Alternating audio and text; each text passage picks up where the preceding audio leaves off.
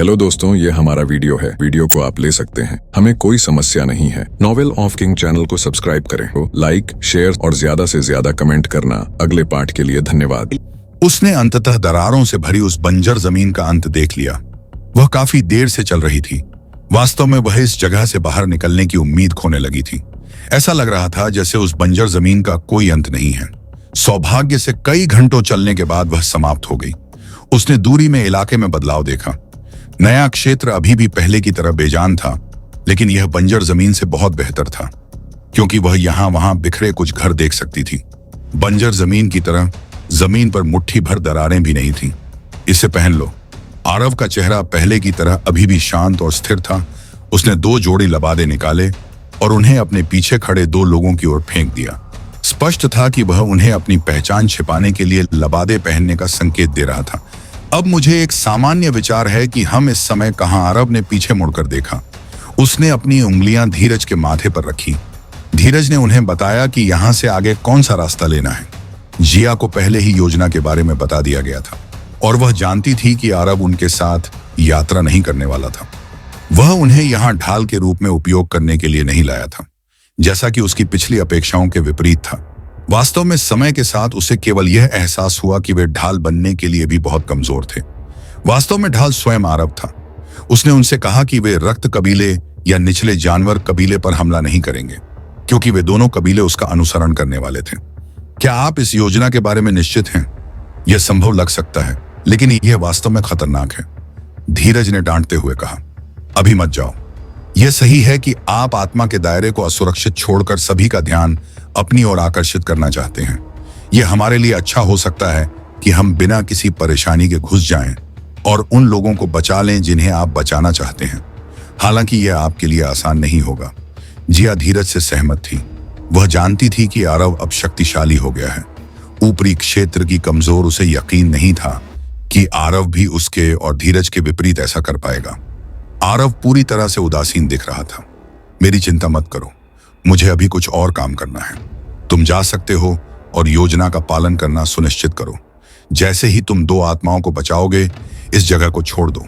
मैं अपना काम पूरा होने पर चला जाऊंगा, इसलिए इंतजार मत करो। आरव ने ज्यादा कुछ नहीं बताया। वह शांति से अपने हाथ पीछे करके चला गया। कोई नहीं समझ सका कि वह वास्तव में क्या सोच रहा था।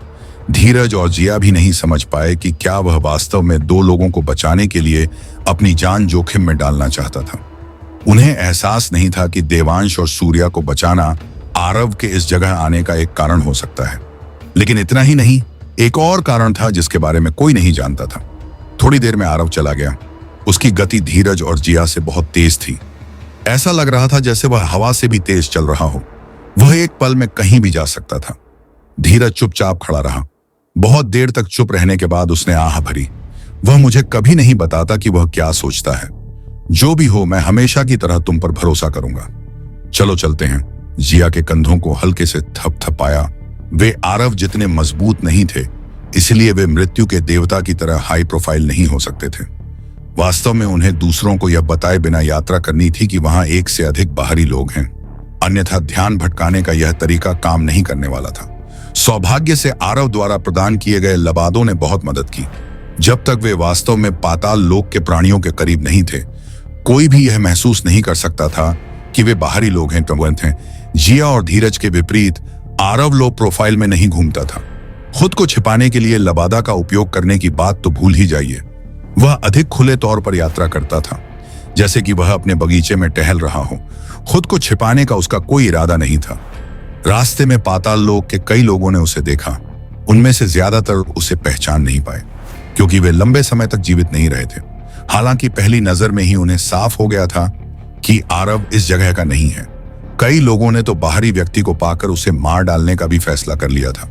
हालांकि कुछ ऐसे भी थे जिन्होंने आरव को पहचान लिया, और जो कुछ उन्हें याद आया उससे वे सिहर उठे। उनके चेहरे पीले पड़ गए, मानो वे कोई भयानक मौत देख रहे हों। वे वही लोग थे जो 1000 साल पहले यहाँ थे, जब आरव आखिरी बार यहाँ आया था। दरअसल वे भी उन लोगों जैसे ही थे जिन्होंने तुरंत आरव पर हमला कर दिया था। हालांकि चीजें वैसी नहीं हुई जैसी उन्होंने कल्पना की थी। यह वह समय था जब उन्होंने देखा कि आरव कितना क्रूर हो सकता है। पूरा इलाका खून से लाल हो गया था। जो लोग अतीत को याद करते थे वे अभी भी अपनी आत्मा से सीधे उठने वाले, हड्डियों को कंपा देने वाले डर को महसूस कर सकते थे। यह वही डर था जो उन्हें तब महसूस होता था जब वे पाताल लोक के 3 महान कुलों के उच्च अधिकारियों को देखते थे। वे मुख्य क्षेत्र के लोगों की तुलना में बहुत कमजोर थे, इसलिए वे निचले क्षेत्र की बाहरी परत में रहते थे। उनके पास आरव का विरोध करने की न तो ताकत थी और न ही साहस। वे जानते थे कि अगर उन्होंने ऐसा करने की कोशिश भी की तो वे केवल मौत को ही तरजीह देंगे। जो लोग आरव के बारे में जानते थे, उन्होंने दूसरों को आरव पर हमला करने से रोक दिया, क्योंकि उन्हें डर था कि कहीं उसे अपमानित न कर दिया जाए।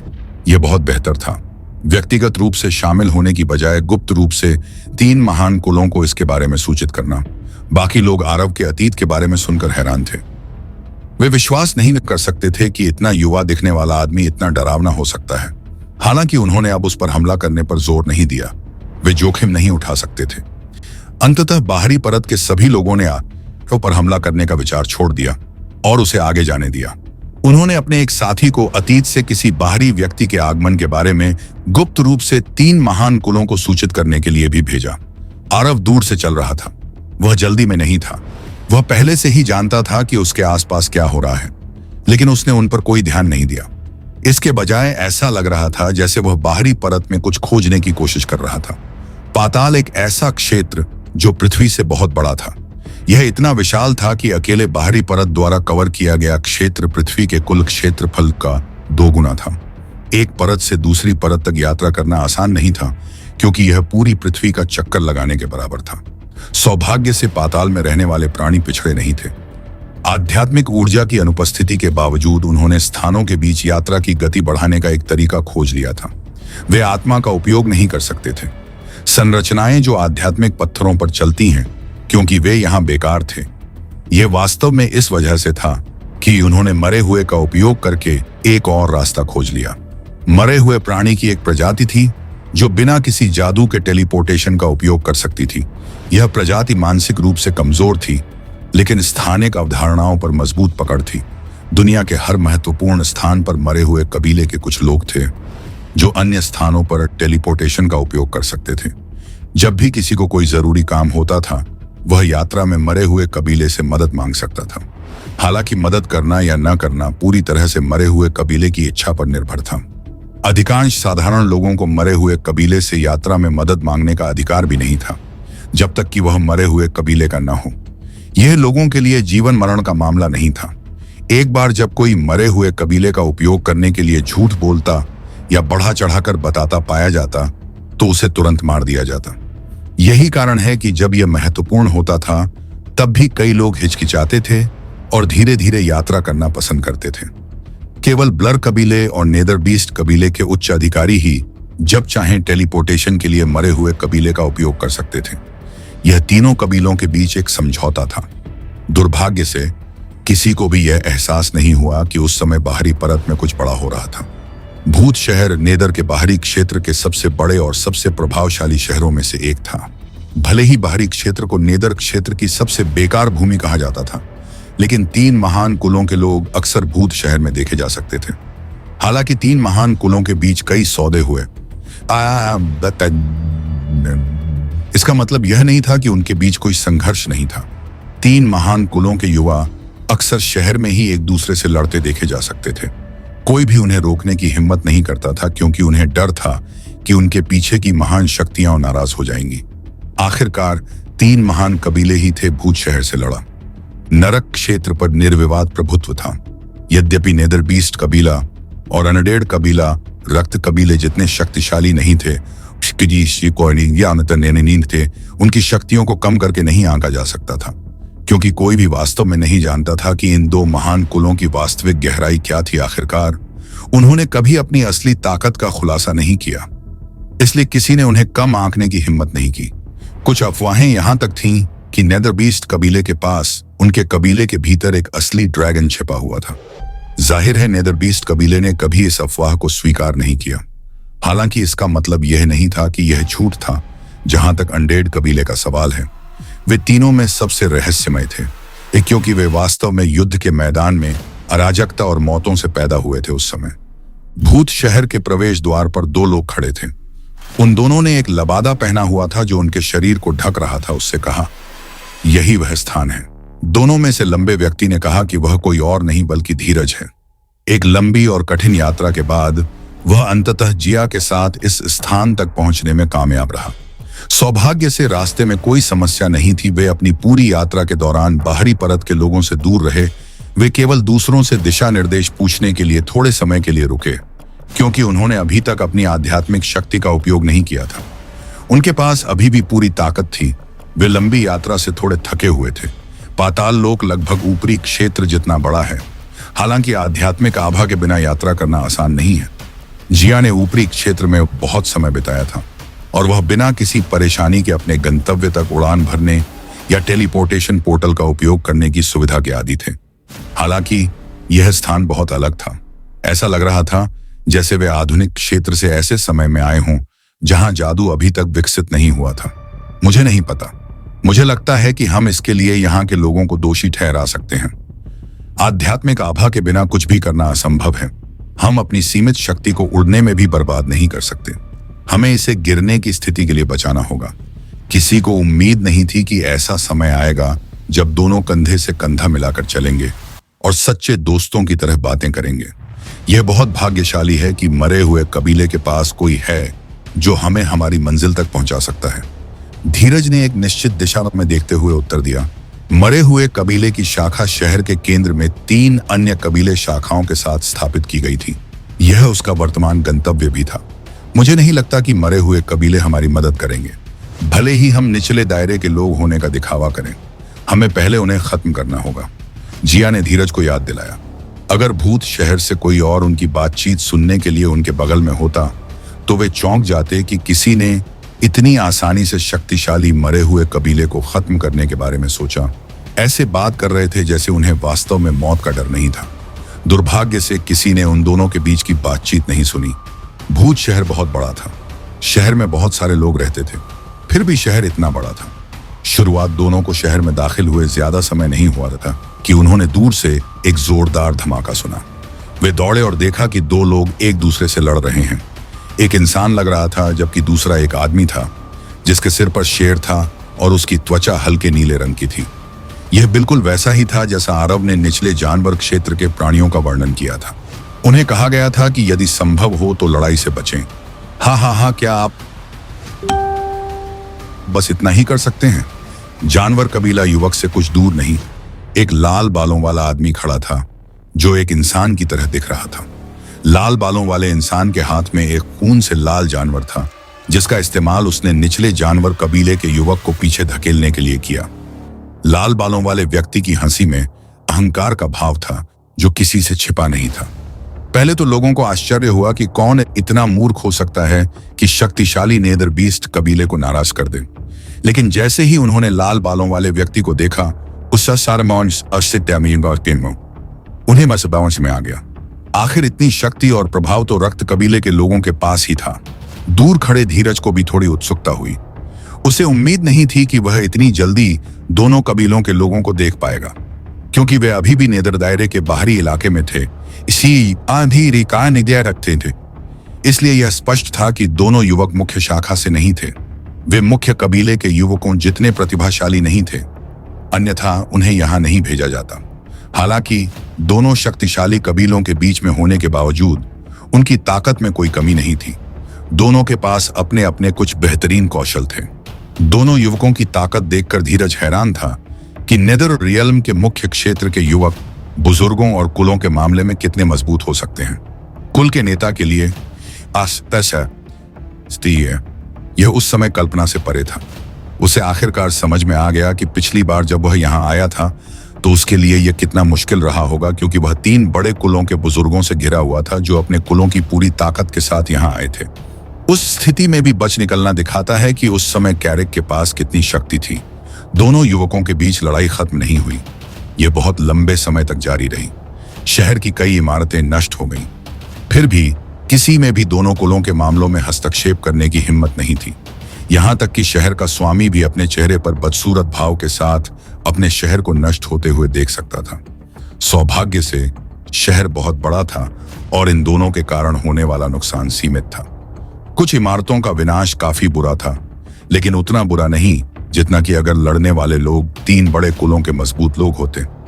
यदि इस समय 2 महान कुलों के उत्तराधिकारी एक दूसरे से लड़ रहे होते तो अब तक पूरा शहर नष्ट हो गया होता। वह केवल आशावादी हो सकता था और आभारी हो सकता था कि दोनों कुलों ने अपने उत्तराधिकारियों को इस स्थान पर नहीं भेजा। 2 घंटे के बाद विस्फोटों की आवाजें आखिरकार बंद हो गईं। लड़ाई खत्म हो गई थी। इसके अलावा कोई विजेता तय नहीं हुआ था। ऐसा लग रहा था कि दोनों समान रूप से मजबूत थे। हालांकि हर कोई जानता था कि दोनों युवाओं ने अपनी पूरी ताकत लड़ाई में नहीं लगाई थी। कोई नहीं जानता था कि विजेता तय होने से पहले दोनों ने लड़ाई इतनी अचानक क्यों समाप्त कर दी। कुछ ने सोचा कि ऐसा इसलिए हुआ क्योंकि उन्हें एहसास हुआ कि वे जीत नहीं सकते, क्योंकि वे दोनों समान थे। दूसरों ने सोचा कि ऐसा इसलिए हुआ क्योंकि उनके कुलों ने उन्हें बिना किसी कारण के उपद्रव करना बंद करने के लिए कहा था। जो भी कारण हो, लड़ाई रुक गई। ऐसा लगता है कि मैंने तुम्हें बहुत ज्यादा प्रभावित कर दिया है। प्रथमेश रक्त कबीले के युवक ने आह भरी, और यहां मैंने सोचा कि तुम मुझे अपनी पूरी ताकत लगाने के लिए मजबूर कर सकते हो।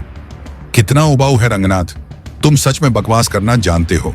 तुम मेरी रक्षा भी नहीं कर सकते, लेकिन तुम दिखावा जरूर करना जानते हो। यंग बार ड्रैगन्स ने उपहास किया।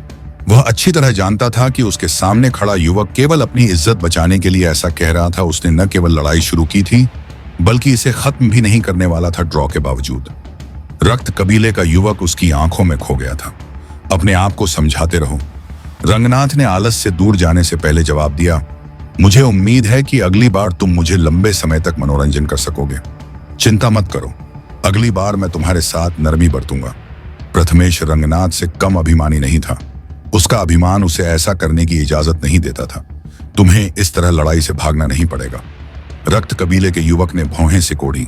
उसने कोई प्रतिक्रिया नहीं की। उसे घोस्ट सिटी में रक्त कबीले की शाखा से एक संदेश मिला था और उसे तुरंत लौटने के लिए कहा गया था। उसके पास लड़ाई को बीच में छोड़ने के अलावा कोई विकल्प नहीं था। दोनों युवकों को यह एहसास नहीं था कि उनकी पूरी लड़ाई धीरज और जिया देख रहे थे। जिया भी लड़ाई के लिए बहुत उत्सुक थी। हालांकि वह इन 2 युवकों से लड़ना नहीं चाहती थी। हालांकि वे मजबूत थे, लेकिन उसके ध्यान के लायक नहीं थे। उनसे लड़ना उसकी सीमित ऊर्जा की बर्बादी नहीं थी। बिना किसी कारण के उससे अलग नहीं था। यदि संभव हो तो वह एक दिन 2 कुलों के प्रतिभाशाली लोगों से लड़ना चाहती थी, न कि कुछ खारिज किए गए लोगों से। चलो, हमें अभी भी मरे हुए कबीले को ढूंढना है और उनका उपयोग करने का तरीका खोजना है। धीरज भी चला गया। जिया भी उसके पीछे हो गई, जबकि जिया और धीरज अभी भी मरे हुए लोगों तक पहुंचने का रास्ता खोजने की कोशिश कर रहे थे, जो उन्हें टेलीप कर सकते थे। बाहरी क्षेत्र के दूसरे हिस्से में पहले से ही कुछ हुआ था। राय बाहरी क्षेत्र का एक और महत्वपूर्ण शहर था, जिसमें मरे हुए कबीले की एक शाखा भी थी, जो टेलीप के लिए जिम्मेदार थी। इस समय शहर के कई लोगों ने रक्त कबीले के शाखा सदस्यों को मरे हुए कबीले की शाखा में प्रवेश करते देखा। उसकी आंखों में अंधेरा, चिंता और डर साफ दिखाई दे रहा था। इन सभी भावनाओं के बीच गुस्सा छिपा हुआ था। किसी ने ध्यान नहीं दिया कि रक्त कबीले के समूह में एक और व्यक्ति भी था। भले ही वह व्यक्ति रक्त कबीले का हिस्सा नहीं था और बाहरी क्षेत्र का एक साधारण नागरिक था, फिर भी वह किसी कारण से समूह में था। इसके अलावा रक्त कबीला कबीले के सदस्य उसकी रक्षा करते हुए दिखाई दिए। रक्त कबीला शाखा प्रमुख को मरे हुए कबीले की शाखा के मुख्य हॉल में लाया गया, जहां मरे हुए कबीले की शाखा प्रमुख उसका इंतजार कर रहे थे। जबकि रक्त कबीले के राइक सिटी शाखा प्रमुख ऊर्जावान थे और एक महान योद्धा की तरह दिखते थे, मरे हुए कबीले की शाखा प्रमुख काफी अलग थे। मरे हुए कबीले की शाखा प्रमुख के शरीर पर खून का एक भी निशान नहीं था। वह अभी भी एक इंसान थे, लेकिन उनका शरीर पहले से ही सड़ चुका था। उनके पास आंखें भी नहीं थीं, केवल खाली आंखें। आंखें न होने के बावजूद ऐसा लग रहा था जैसे वह स्वर्ग और पृथ्वी के रहस्यों सहित सब कुछ देख सकते हैं। तुम यहां क्यों हो? जैसे ही रक्त कबीले की शाखा प्रमुख बैठे, मरे हुए कबीले की शाखा प्रमुख की शांत लेकिन प्राचीन आवाज हॉल में गूंजी। मुझे राजधानी वापस जाना है। मेरे पास कुछ जानकारी है जिसे हमें सीधे सम्राट तक पहुंचाने की जरूरत है। मोटे काले बालों वाले आदमी ने जवाब दिया, समय बहुत कीमती है, इसलिए मुझे उम्मीद है कि आप हमारा समय बर्बाद नहीं करेंगे। भले ही आप महान रक्त कबीले के शाखा प्रमुख हैं, फिर भी आपको हमें कारण बताना होगा। आप सीधे राजधानी में ये नियम 3 कुलों के बीच विचार विमर्श के बाद राजधानी और हमारे पूर्वजों द्वारा निर्धारित किए गए हैं। बेजान आदमी ने जवाब दिया। काले बालों वाले आदमी ने अपने साथ लाई सिकुड़ती हुई मधुमक्खी को देखा। चूंकि नियम पहले से ही निर्धारित थे, इसलिए उनका उल्लंघन करने का उसका कोई इरादा नहीं था। यह ऐसी बात है जो पूरी राजधानी को चिंतित करती है, और मृत कबीले को हमसे भी ज्यादा। काफी देर बाद छप्पा से कहते बुद्धा के आज उसने शांति से उत्तर दिया। किसी ने ध्यान नहीं दिया कि भले ही वह शांत था, लेकिन वह अंदर से थोड़ा चिंतित था। वह शक्तिशाली था, लेकिन उतना शक्तिशाली नहीं जितना कि राजधानी में रहने वाले लोग थे। उसे जो जानकारी मिली थी वह बहुत खतरनाक थी। वह संभव हो तो राजधानी लौटना चाहता था। न केवल वह यह महत्वपूर्ण जानकारी दे सकता था और पुरस्कार प्राप्त कर सकता था, बल्कि वह उस स्थान पर बाहरी परत में रहने की तुलना में अधिक सुरक्षित भी हो सकता था। यह स्पष्ट था कि वह उन शब्दों के अर्थ पर विचार कर रहा था। कुछ ऐसा था जो उन्हें चिंतित कर रहा था। अब वह इसके बारे में और जानना चाहता था। मुझे बताओ, बेजान आदमी ने सिर हिलाया। तो तुम्हें अभी भी याद है कि लगभग 1000 साल पहले क्या हुआ था? काले बाल वाले आदमी ने पूछा। युवा पीढ़ी शायद उस समय के आतंक को भूल गई हो, लेकिन पुरानी पीढ़ी के लोग अभी भी याद करते हैं। हालांकि आरव ने कम करके आंका था कि उसने धीरज और जिया से पहले पाताल लोक में क्या किया था, लेकिन केवल पाताल लोक के लोग ही जानते थे कि उस समय अवधि ने उनके लिए किस तरह का आतंक लाया था। उन्होंने कैरिक को मारने के लिए 3 महान कुलों और अन्य छोटे कुलों की सभी शक्तियों का इस्तेमाल किया। उन्होंने सोचा कि कैरिक आसानी से मर जाएगा। दुर्भाग्य से वास्तविकता बहुत अलग साबित हुई। न केवल कैरिक मरा नहीं, बल्कि उसने 3 महान कुलों को बहुत नुकसान पहुंचाया। इस समय निचले क्षेत्र के लोग कैरिक से ज्यादा किसी से नफरत नहीं करते थे। वास्तव में वे ऊपरी क्षेत्र के लोगों की तुलना में कैरिक से अधिक नफरत करते थे। कौन भूल सकता है कि रीपर निचला क्षेत्र, उसके बाद निचला सम्राट ने कुछ लोगों को कैरिक के बारे में और अधिक पता लगाने के लिए भेजा था। हालांकि उसके बाद उन्हें जो जानकारी मिली उससे उन्हें राहत मिली। उन्हें पता चला कि कैरिक पहले से ही मर चुका था। उसे ऊपरी क्षेत्र के योद्धाओं ने मार डाला था, क्योंकि उनके लिए कैरिक पहले से ही मर चुका था। इसलिए निचले क्षेत्र ने कुछ और नहीं किया। पूरे व्यक्ति को समझ में नहीं आया कि रक्त कबीले का शाखा प्रमुख अचानक उस समय के बारे में बात क्यों करने लगा। वह मरा नहीं है। काले बाल वाले व्यक्ति ने अपनी आंखों में डर छुपाते हुए आह भरी। उसने अपनी आंखों से देखा था कि आरव क्या करने में सक्षम था। वह उस समय भी एक बच्चा था, इसलिए उस भयानक दृश्य ने उसे बहुत प्रभावित किया। वह आज भी उस दिन को याद कर सकता था, जैसे कि कल की बात हो। वह दिन था जब पूरा निचला क्षेत्र ठहर गया था। वास्तव में यदि निचला सम्राट और 3 महान कुलों के नेता कैरिक को रोकने के लिए व्यक्तिगत रूप से नहीं आए होते, तो उनका मानना था कि पूरा निचला क्षेत्र मिटा दिया गया होता। कैरिक फिर भी भागने में सफल रहा।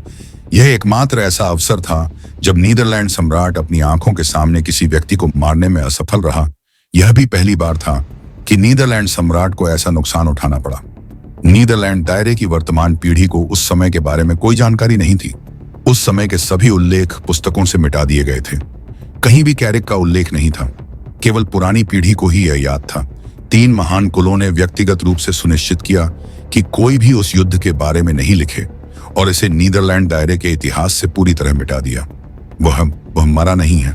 बेजान आदमी भी शांत नहीं रह सका। वह सदमे में अवचेतन रूप से उठ खड़ा हुआ। यह असंभव है। वह ऊपरी राजा द्वारा मारा गया था।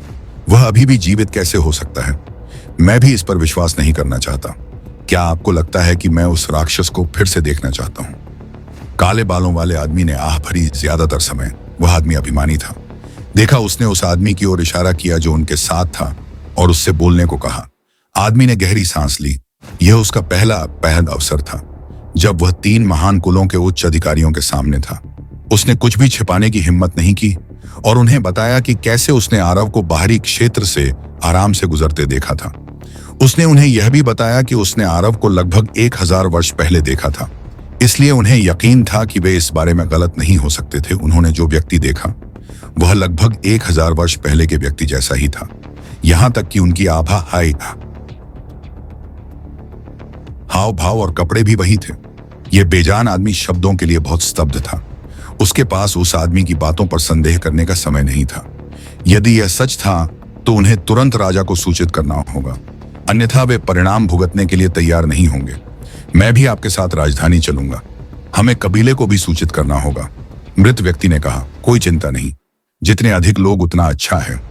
दालान में एक प्रसन्न स्वर गूंजा। आश्चर्य की बात यह थी कि अहंकार से वह आवाज के स्रोत की ओर मुड़ा। हालांकि जैसे ही वह मुड़ा, उसका चेहरा कागज की एक पतली शीट की तरह सफेद हो गया। हाँ, तुम बेजान आदमी ने अपनी रीढ़ की हड्डी में ठंड महसूस की, क्योंकि उसने उस आदमी को देखा जिसने अभी अभी बात की थी। उसका पूरा शरीर कांपता हुआ देखा जा सकता था। उसकी पहली प्रवृत्ति सभी को पीछे छोड़कर बस भाग जाने की थी। जैसे ही यह विचार उसके दिमाग में आया, वह बिना सोचे समझे मुड़ा और निकटतम निकास ढूंढ लिया। भले ही वह कैरिक था, उसे विश्वास था कि उसके लोग उसे बाहर निकलने तक रोक कर रख सकते हैं।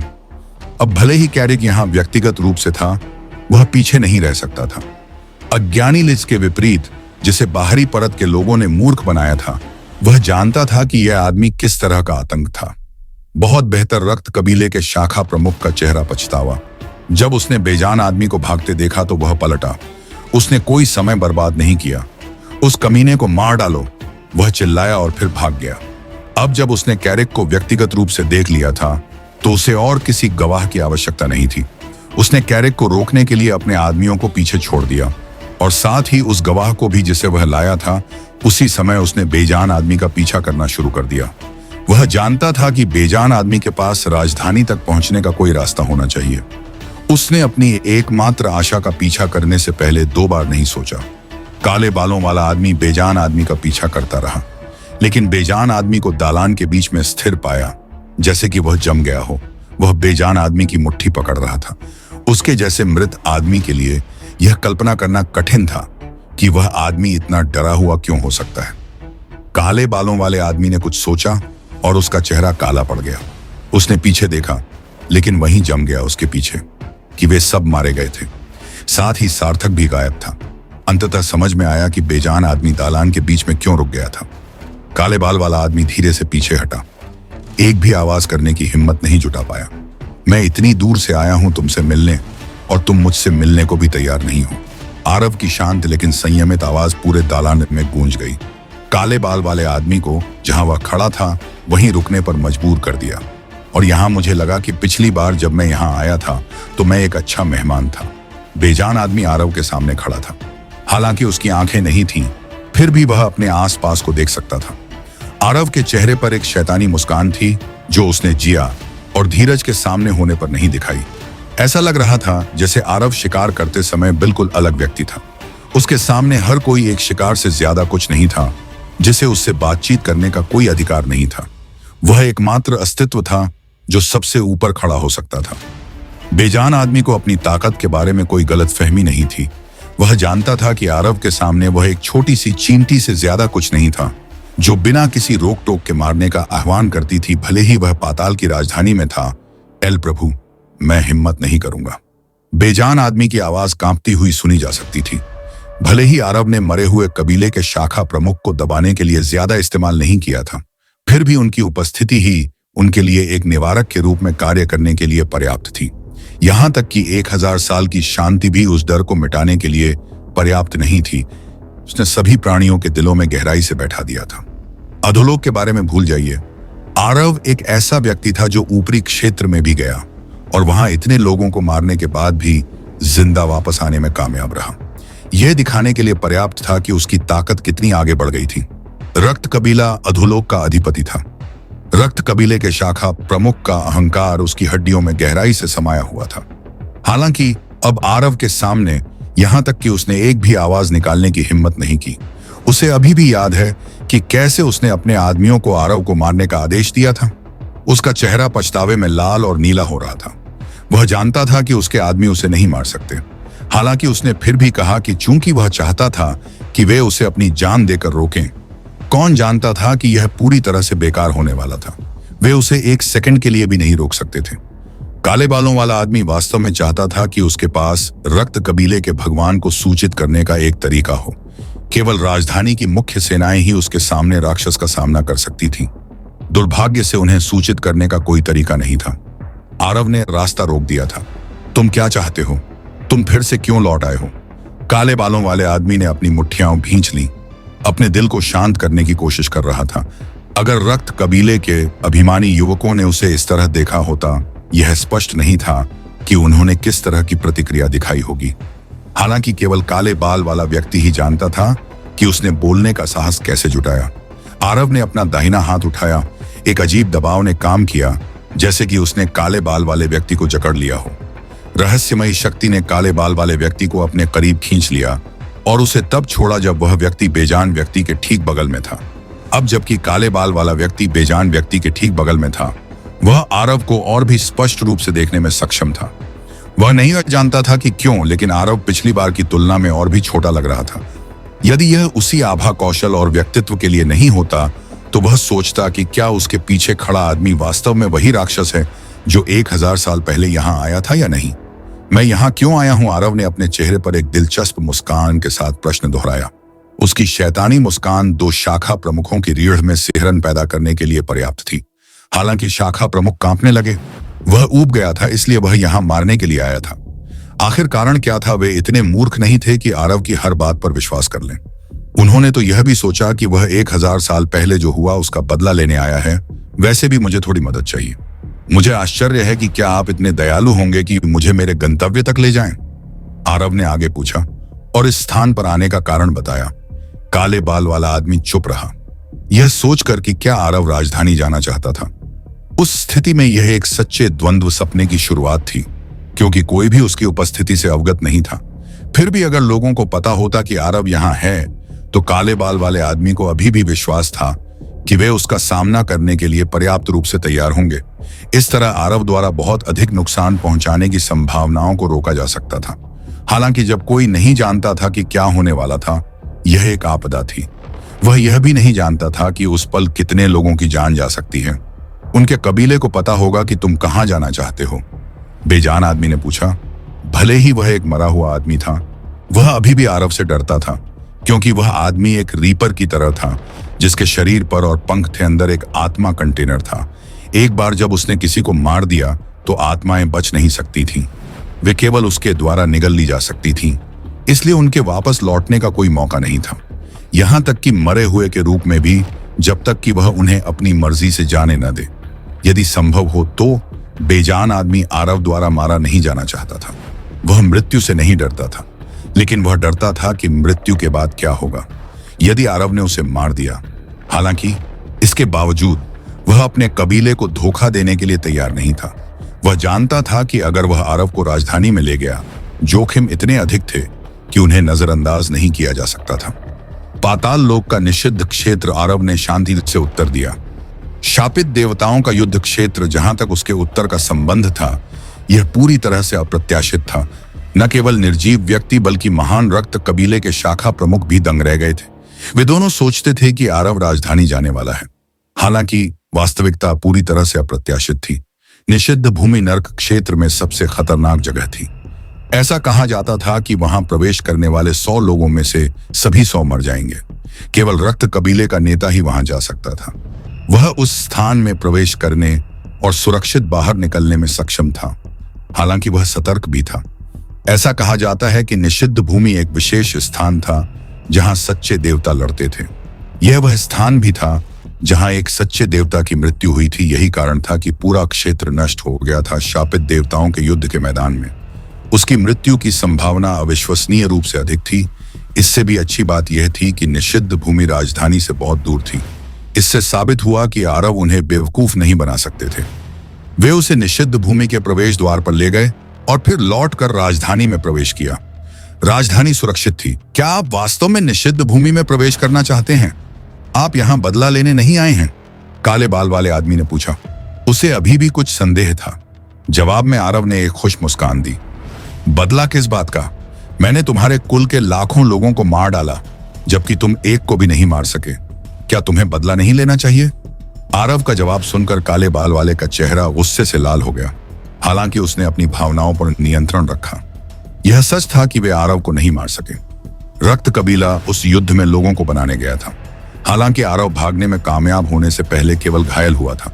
लाखों लोगों की जान के सामने यह छोटी सी चोट क्या थी?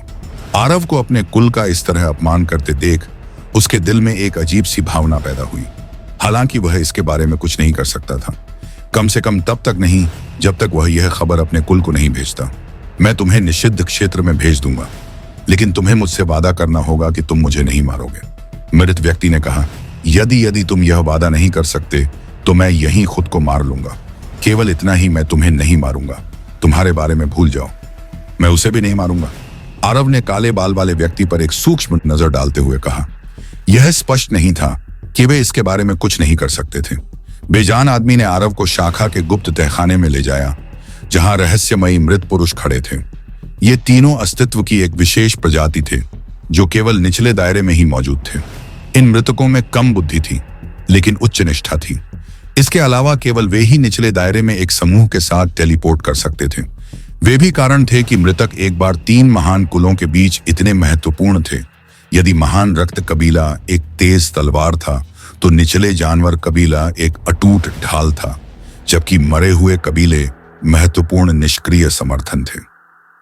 3 कबीले निचले दायरे की नींव थे। बेजान आदमी ने 3 रहस्यमय मृतकों में से एक की ओर इशारा किया, जिनके शरीर रहस्यमय चांदी की धुनों से घिरे थे। ये भगवान के पास उन्हें निषिद्ध भूमि के प्रवेश द्वार पर ले जाएं। बेजान आदमी ने रहस्यमय चांदी की चमड़ी वाले मृत आदमी को आदेश दिया। चांदी की चमड़ी वाले मृत आदमी ने कोई प्रतिक्रिया नहीं की, एक कठपुतली की तरह। जी है, आदरी तो उत्तरीदारा है। वह हॉल के बीच में चला गया। फिर भी बेजान आदमी और काले बालों वाला आदमी चिंतित थे कि आरव मुड़कर उन पर हमला करने वाला था। हालांकि आरव को परवाह नहीं थी, उनके बारे में बिल्कुल भी नहीं। उसने पीछे मुड़कर भी नहीं देखा और वह भी हॉल के बीच में आ गया और चांदी की चमड़ी वाले मृत व्यक्ति के ठीक बगल में रुक गया। एक रहस्यमय स्थानिक प्रकाश ने उन दोनों को घेर लिया, जो विभिन्न स्थानिक नियमों से घिरे थे। कमरे से गायब होने से पहले, आरव के गायब होने के बाद ही दोनों शाखा प्रमुखों ने राहत की सांस ली। उन्हें यकीन नहीं था कि आरव वास्तव में उन्हें जीवित छोड़ने वाला था। हालांकि अजीब बात यह है कि उसने ठीक वैसा ही किया। दुर्भाग्य से दोनों शाखा प्रमुखों के पास इसके बारे में सोचने के लिए अधिक समय नहीं था। उन्हें राजधानी में जाना था और कुलों को सूचित करना था। भले ही आरव निषिद्ध भूमि में प्रवेश कर चुका था, वे यह सुनिश्चित नहीं कर सकते थे कि वह जीवित नहीं निकलेगा। उन्हें 3 महान कुलों को सूचित करना था, ताकि कबीले अपनी सेनाओं को निषिद्ध भूमि पर भेज सकें। आरव निषिद्ध भूमि के प्रवेश द्वार पर प्रकट हुआ। पिछली बार जब वह निचले क्षेत्र में आया था, तो वह इस स्थान पर जाना चाहता था। हालांकि अतीत में जो कुछ भी हुआ था, उसके कारण उसे कभी समय नहीं मिला। अब जब वह यहाँ था, तो वह खुद को उत्सुक होने से रोक नहीं सका। यह स्थान निश्चित रूप से उन स्थानों से अलग था जिन्हें उसने पहले देखा था।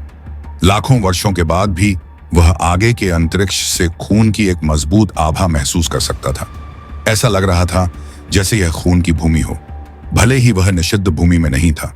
प्रवेश द्वार के बाहर खड़े होकर वह अभी भी निषिद्ध भूमि की भयानक आभा महसूस कर सकता था। यह आश्चर्य की बात नहीं थी कि इस जगह को निषिद्ध भूमि कहा जाता था। यह देवताओं का प्राचीन युद्ध क्षेत्र था और यह वह विमान भी था जहां नीदर रक्त कबीले के पूर्वज ने अपनी विरासत प्राप्त की थी। यह नीदर मरे कबीले के प्राणियों का जन्म स्थान भी था। नीदर युद्ध क्षेत्र पर एक संक्षिप्त नजर डालने के बाद उसने अपने साथ आए मरे हुए लोगों की ओर देखा। उसके जैसा एक मृत व्यक्ति नेदर रियल्म जैसी जगह में बेहद कीमती था। दुर्भाग्य से वे सभी नेदर रियल्म के मरे हुए कबीले के नियंत्रण में थे। आरव ने उन्हें पिछली बार भी देखा था, हालांकि वह उनमें से किसी के भी इतने करीब नहीं आ पाया था। यह पहली बार था जब वह किसी के इतने करीब था, और वह भी अकेला मरा हुआ चुपचाप खड़ा था, बिल्कुल भी प्रतिक्रिया नहीं कर रहा था। कभी कभी उसकी आंखों में एक बच्चे जैसी जिज्ञासा होती थी, क्योंकि वह प्राचीन युद्ध के मैदान की ओर देखता था। हालांकि उसने कुछ नहीं पूछा। क्या तुम मेरे साथ अंदर आना चाहोगे? आरव ने पूछा। मरे हुए कबीले से संपर्क करने और अपने ठिकाने का खुलासा करने के पीछे उसके 2 उद्देश्य थे। एक यह कि वह चाहता था कि राजधानी में मौजूद पुराने जीवाश्म का पता चले। वह चाहता था कि वे उसके पास आएं। इसलिए उसने राजधानी से बहुत दूर एक जगह चुनी। वह तीनों महान कुलों के लिए सबसे बड़ा खतरा था, और उसे यकीन था कि वे उससे सबसे ज्यादा नफरत करते कबीले अपनी पूरी ताकत के साथ यहां आए तो राजधानी की सुरक्षा निश्चित रूप से सबसे कमजोर हो जाएगी। इस तरह आरव ने न केवल ध्यान भटकाया, बल्कि जिया और धीरज के लिए चीजों को आसान बनाने के लिए राजधानी को भी कमजोर कर दिया। यहां तक कि वह जानता था कि अगर वह खुद राजधानी गया तो पूरी राजधानी 3 महान कुलों द्वारा सील कर दी जाएगी। देवांश और सूर्यांश को बचाना बहुत मुश्किल होगा। इसीलिए इस बार उसने खुद को चारा बनाया। मरे हुए कबीले में जाने का एक और कारण विशेष रूप से मरे हुए लोगों के लिए था, जो आध्यात्मिक ऊर्जा के उपयोग के बिना स्थानिक सिद्धांतों का उपयोग कर सकते थे। वह जानता था कि आपातकालीन मामलों में यह कितना उपयोगी हो सकता है। उसकी सेना में कई शक्तिशाली मरे हुए लोग थे जिन्हें 1000 साल पहले सील कर दिया गया था। हालांकि उनमें से कोई भी बच नहीं सका। वह आध्यात्मिक ऊर्जा के बिना अंतरिक्ष को नियंत्रित नहीं कर सकता था, इसीलिए वह यहां आया था। वह धीरे धीरे अपने बगल के मरे हुए लोगों पर नियंत्रण हासिल करना चाहता था। उसके यहां आने का एक तीसरा कारण भी था जिसके बारे में कोई नहीं जानता था, और यह वास्तव में पाताल के प्राचीन युद्ध क्षेत्र से संबंधित था। चांदी की आंखों वाला आदमी आरव को देख रहा था। उसके चेहरे पर कोई कारण नहीं था जिससे यह अनुमान लगाना भी मुश्किल हो गया था कि वह समझ रहा है कि वह क्या कह रहा है या नहीं। हालांकि उसकी आंखें अब उतनी बेजान नहीं थीं। आरव मुस्कुराया और किसी से नहीं पूछा, चलो अंदर चलते हैं। उन पुराने जीवाश्मों को यहां पहुंचने में बहुत समय लगेगा। इस बीच हम काम पर लग सकते हैं। वापस भूतहा शहर कोई नहीं जानता था कि रे के शहर में क्या हुआ था। जानवर कबीले और नीदर कबीले के 2 युवकों के बीच लड़ाई खत्म होने के बाद भी शहर कुछ हद तक शांत था। शहर में मरे हुए कबीले की शाखा के सामने 2 लोग वहां खड़े होकर सामने के दरवाजे की ओर देख रहे थे। धीरज और जिया, जो यहां इसलिए आए थे क्योंकि उन्हें राजधानी में गुप्त रूप से ले जाने के लिए एक मरे हुए को उधार लेना था। दुर्भाग्य से उन्हें बहुत अधिक हंगामा किए बिना यह करना पड़ा, जो कि सबसे कठिन काम था। वे वास्तव में नीदर क्षेत्र के लोग नहीं थे, इसलिए उन्हें नहीं पता था कि क्या वे अरब द्वारा दिए गए विशेष लबादे के बावजूद मरे हुए कबीले द्वारा पहचाने जा सकते हैं। आप प्रवेश द्वार की रखवाली करें, मैं अंदर जा रहा हूं, सुनिश्चित करें कि कोई भी अंदर न घुसे। धीरज ने सड़क के दोनों ओर ध्यान से देखा, यह सुनिश्चित करने के बाद कि यह खाली है। अंत में कार्रवाई करने का फैसला किया, क्योंकि वे किसी को नहीं बता सकते थे। इसका मतलब था कि वे किसी को भी यहां रहने की अनुमति नहीं दे सकते थे। उसने अकेले शाखा में प्रवेश करने और सभी को मारने और जगह पर कब्जा करने की योजना बनाई। वह नहीं चाहता था कि जब वह अपना काम कर रहा था तो कोई भी अंदर घुस जाए। जिया ने बहस भी नहीं की, वह बहुत सावधान। आखिरकार उसके लिए इसी जगह अपनी ताकत बचाकर रखना बेहतर था, क्योंकि वह अपनी ताकत पर निर्भर थी, इसलिए वह और भी थक गई। धीरज के लिए अपनी ताकत को नियंत्रित करना आसान था। दूसरी ओर वह पूरी ताकत से हमला करने की आदी थी, इसलिए वह यह भी मानती थी कि धीरज सटीक कार्यों के लिए बेहतर अनुकूल था। जिया के सहमत होने के बाद धीरज दरवाजे से गुजरा और सीधे अंडर क्लान शाखा में प्रवेश किया। उसके दोनों हाथों में 2 तेज चाकू दिखाई दिए और उसका चेहरा भावहीन हो गया। अगले आधे घंटे तक जिया अंडेड क्लान शाखा के बाहर रही। कबीले के अंदर से कोई आवाज नहीं आई, हालांकि वह जानती थी कि यह अच्छे के लिए है। इसका मतलब था कि धीरज अभी पकड़ा नहीं गया था और कार्य सुचारू रूप से आगे बढ़ रहा था। इससे भी अच्छी बात यह थी कि इस दौरान कबीले में कोई नहीं आया, जिससे उसके लिए कार्य आसान हो गया। लोग अनडेड कबीले में तभी आते थे जब उन्हें राजधानी जाना होता था। अन्य समय में कोई भी अनडेड कबीले को परेशान नहीं करता था, जिससे धीरज और जिया के लिए यह आसान हो जाता था। 10 और मिनट बीतने के बाद अनडेड कबीले का दरवाजा खुला। दरवाजा खुलने की आवाज सुनकर जिया पलटी। उसने संतोष में सिर हिलाया जब उसने धीरज को वहीं खड़े देखा और उसे जल्दी से अंदर आने का इशारा किया। इसका मतलब था कि कार्य पूरा हो गया था और शाखा उनके नियंत्रण में थी। उसके कपड़ों पर खून की एक बूंद तो दूर की बात है, ऐसा लग रहा था कि वह चाय पार्टी के लिए अंदर गया था और बाहर आ गया। हालांकि केवल वह जानता था कि मृत कबीले शाखा के सदस्यों को मारना आसान नहीं था। उसने अपनी बहुत सारी शक्ति का उपयोग किया था, जिसे तब तक पुनर्प्राप्त नहीं किया जा सकता था जब तक वह निचले क्षेत्र से बाहर नहीं निकल जाता। सौभाग्य से उसने भविष्य के लिए अपनी शक्तियों को यथासंभव संरक्षित किया और अपनी क्षमताओं का संयम से उपयोग किया। जिया ने मरे हुए कबीले की शाखा में प्रवेश किया। दोनों ने प्रवेश करने के बाद दरवाजा बंद कर दिया। तुमने बहुत समय लगा दिया, जिया ने धीरज के बगल में चलते हुए कहा। वे अपने आसपास बिखरी लाशें देख सकते थे, जिनमें से अधिकांश बिना सिर के थीं। क्या तुम्हें मेरी चिंता थी? धीरज ने अपनी आंखें घुमाते हुए पूछा। मैं वास्तव में चिंतित था। मुझे चिंता थी कि तुम असफल हो जाओगे और मुझे तुम्हारी गंदगी साफ करनी होगी, जिया ने आलस से उत्तर दिया। भले ही वे एक साथ काम करते थे, वे आग और पानी की तरह थे। तुम और गंदगी साफ करना, क्या तुम ही एकमात्र नहीं हो जिसे गंदगी फैलाना पसंद है? धीरज को उसकी बातें बहुत मनोरंजक लगीं, मानो छोटी लड़की को आत्म जागरूकता का कोई बोध नहीं था। छोटी लड़की ने कोई जवाब नहीं दिया। वह जानती थी कि अगर वह भविष्य में ऐसा करना जारी रखेगी तो वह और भी निराश हो जाएगी। धीरज को हरा नहीं सकी। क्योंकि उसे उसके साथ मिलकर काम करना था। दोनों मरे हुए कबीले की शाखा के तहखाने में गए, जहां 3 मरे हुए लोग खड़े थे जो उन्हें राजधानी तक ले जा सकते थे। धीरज ने उन तीनों को छोड़कर सभी को मार डाला। इसके अलावा उसने कबीले के शाखा प्रमुख को भी जिंदा रखा, क्योंकि केवल वही मरे हुओं को उनके गंतव्य तक टेलीफोन करने का आदेश दे सकता था। धीरज ने मरे हुए कबीले के शाखा प्रमुख का गला पकड़ लिया। थोड़ा और बल लगाकर वह उसे मार सकता था। अपने पालतू जानवरों से कहो कि हमें राजधानी में किसी खाली जगह पर ले चलें।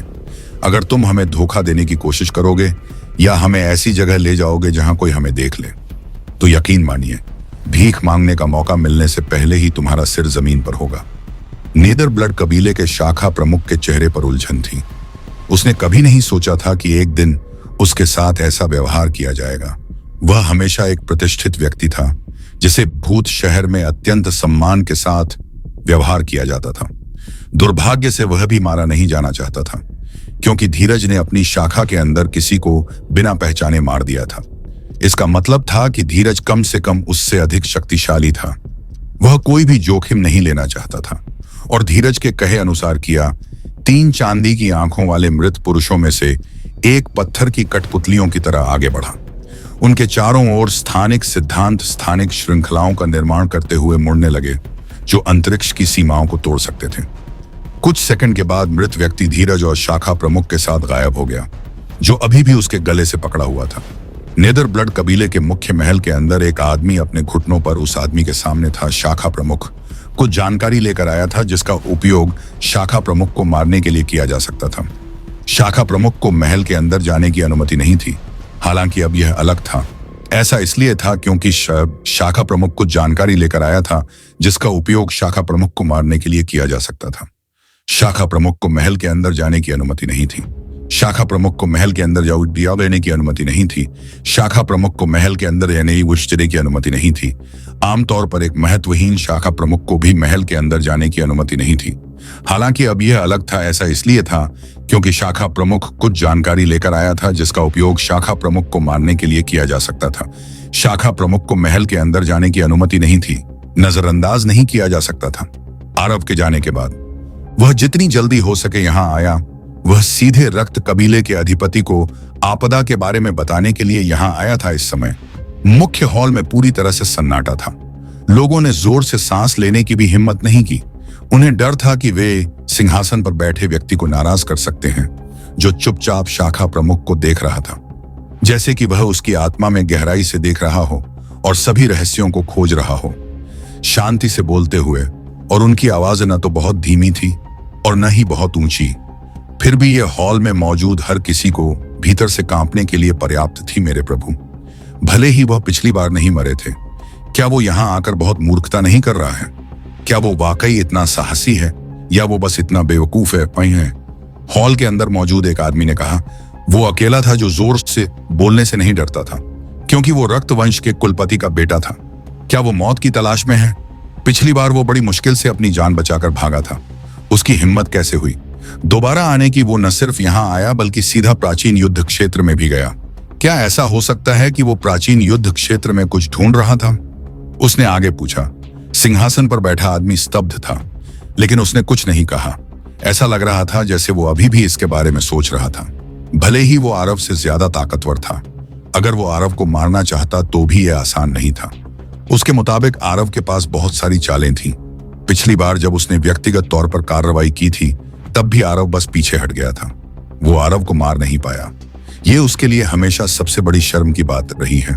हालांकि जब उसने सोचा कि कैसे आरव भी ऊपरी क्षेत्र के नेता को चकमा देने में कामयाब रहा, तो उसे थोड़ा अच्छा लगा। आखिर वो अकेला नहीं था जो असफल हुआ।